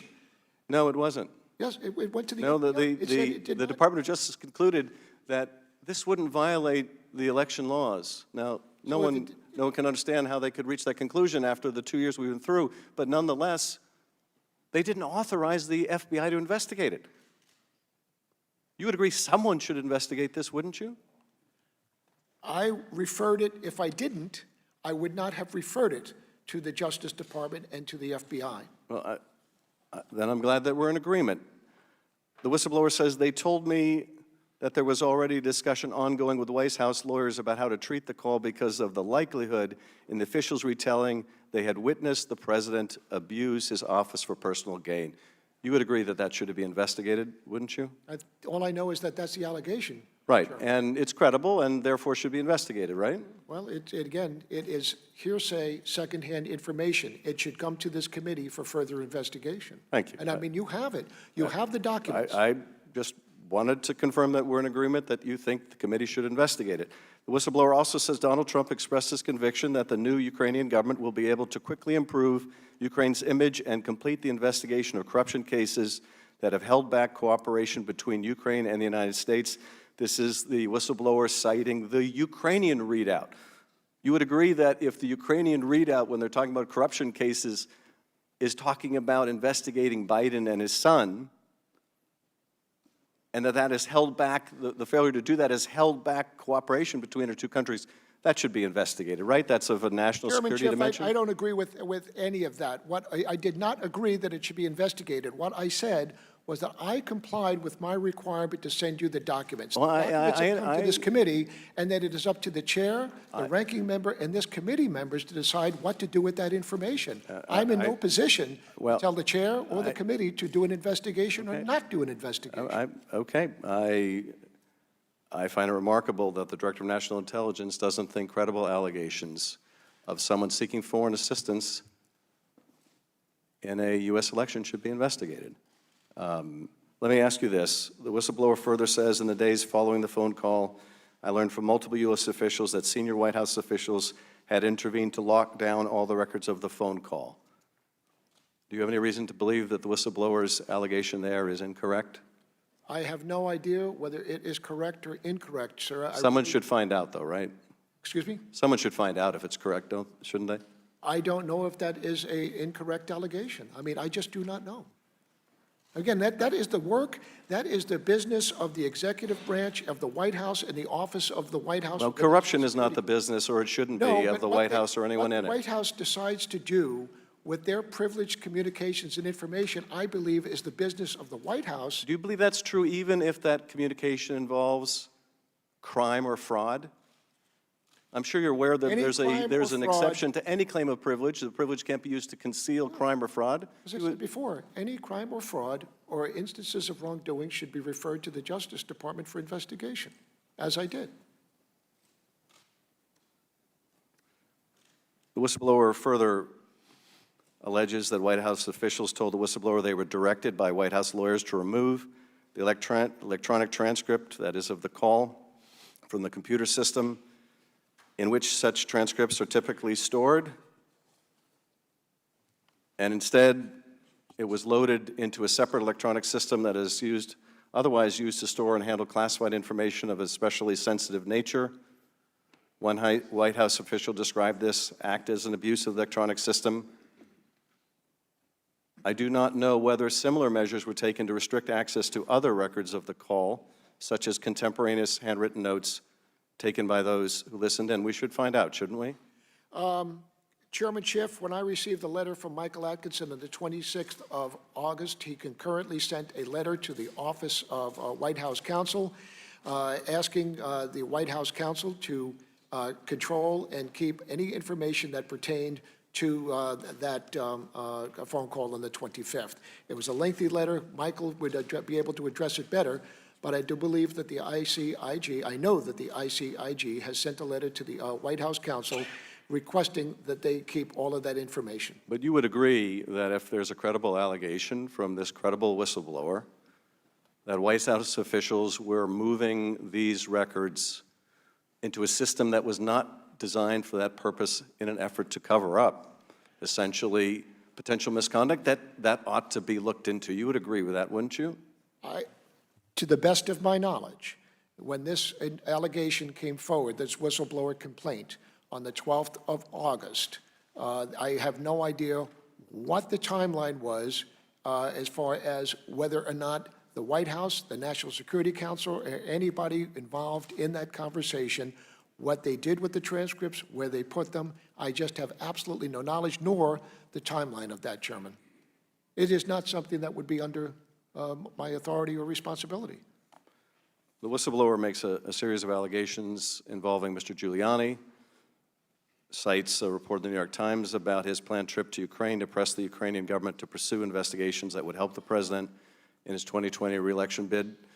You would agree that if the president was instructing his personal lawyer to seek,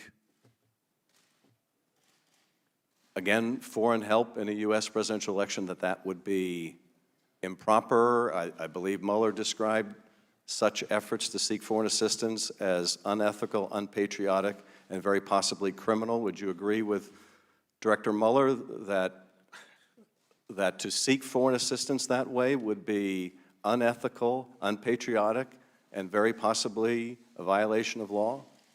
I believe that Mr. Giuliani is the president's personal lawyer, and whatever conversation that the president has with his personal lawyer, I would imagine would be by client attorney of privilege. I am in no position to criticize the President of the United States on how he wants to conduct that, and I have no knowing of what Mr. Giuliani does or does not do. Let me ask you about the last couple allegations of the whistleblower.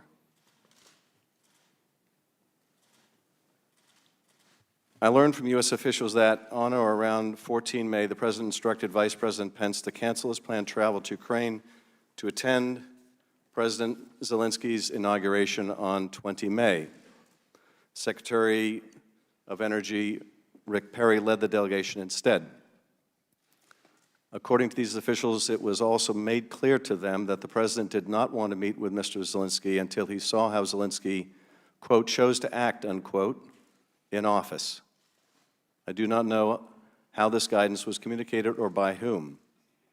I also do not know whether this action was connected with the broader understanding described in the unclassified letter that a meeting or phone call with the President and President Zelensky would depend on whether Zelensky showed the willingness to play ball. Do you know whether Mr. Pence, Vice President Pence's trip, was pulled because of an effort to find out first whether Ukraine was willing to play ball?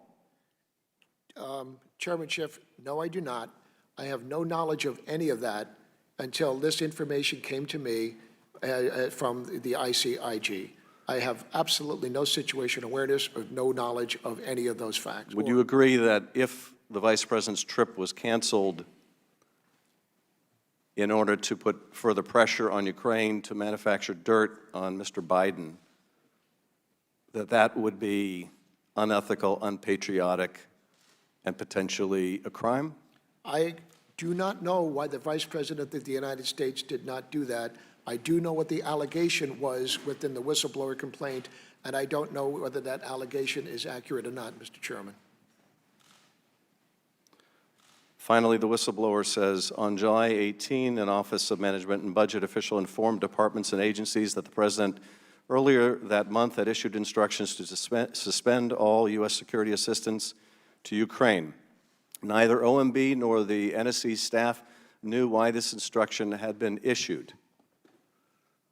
Senator McConnell said the other day that he spoke with the Secretary of Defense and Secretary of State, and he didn't know why the instruction had been given. Doesn't that strike you as suspicious, Director, that no one on the national security staff, no one in the senior leadership, apparently of the party here in Congress that had approved the aid, understood why the President was suspending aid? Doesn't that strike you as just a little suspicious? Chairman Schiff, I'm just unaware, be honest with you, how those decisions are made. And then once again, I just have no situation awareness of what happened with the holding of the funding from OMB. As a military man, if this military aid was withheld from an ally that is fighting off Putin's Russia, and it was done so to be used as leverage to get dirt in a U.S. political campaign, don't you think that should be investigated? I have no reason to believe, I do not understand, I have no situation awareness if that was withheld or why it was withheld, Mr. Chairman. Well, I can tell you we are going to find out. Director, I want to thank you for your attendance today. I want to thank you again for your service. As my colleague underscored, Mr. Welch, and I completely share his sentiment. No one has any question about your devotion to the country. No one has any question about your acting in good faith. I want to make that very clear. I think you're a good and honorable man. Like my colleagues, I don't agree with the decisions you made. I agree with the Inspector General's view of the law. And I'm deeply concerned about the message this has sent to other whistleblowers about whether this system really works. If the subject of a complaint can stop that complaint from getting to Congress, then the most serious complaints may never get here. And I want to thank the whistleblower for their courage. They didn't have to step forward. Indeed, we know from the whistleblower complaint there are several others that have knowledge of many of the same events. And I would just say to those several others that have knowledge of those events, I hope that they too would show the same kind of courage and patriotism that this whistleblower has shown. We are dependent on people of good faith to step forward when they see evidence of wrongdoing. The system won't work otherwise, and I have to say to our friends in Ukraine who may be watching, just how distressing it is that as their country fights to liberate itself from Russian oppression, as it fights to root out corruption in their own country, that what they would be treated to by the President of the United States would be the highest form of corruption in this country. That the President of the United States would be, instead of a champion of democracy and human rights and the rule of law, would instead be reinforcing a message with the new Ukrainian president who was elected to root out corruption, that instead the message of that president would be, you can use your Justice Department, just call Bill Barr, you can use our Justice Department to manufacture dirt on an opponent. That's what democracy is.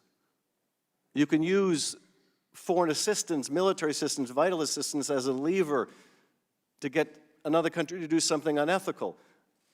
The idea that a fellow democracy, a struggling democracy, would hear those messages from the President of the United States.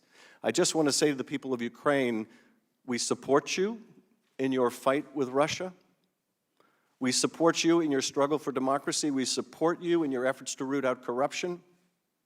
And what you are witnessing and what you are seeing in the actions of this president is not democracy. It is the very negation of democracy. This is democracy. What you saw in this committee is democracy, as ugly as it can be, as personal as it can be, as infuriating as it can be. This is democracy. This is democracy. I thank you, Director. We are adjourned. Thank you very much, Mr. Chairman. If we could allow this to leave the room.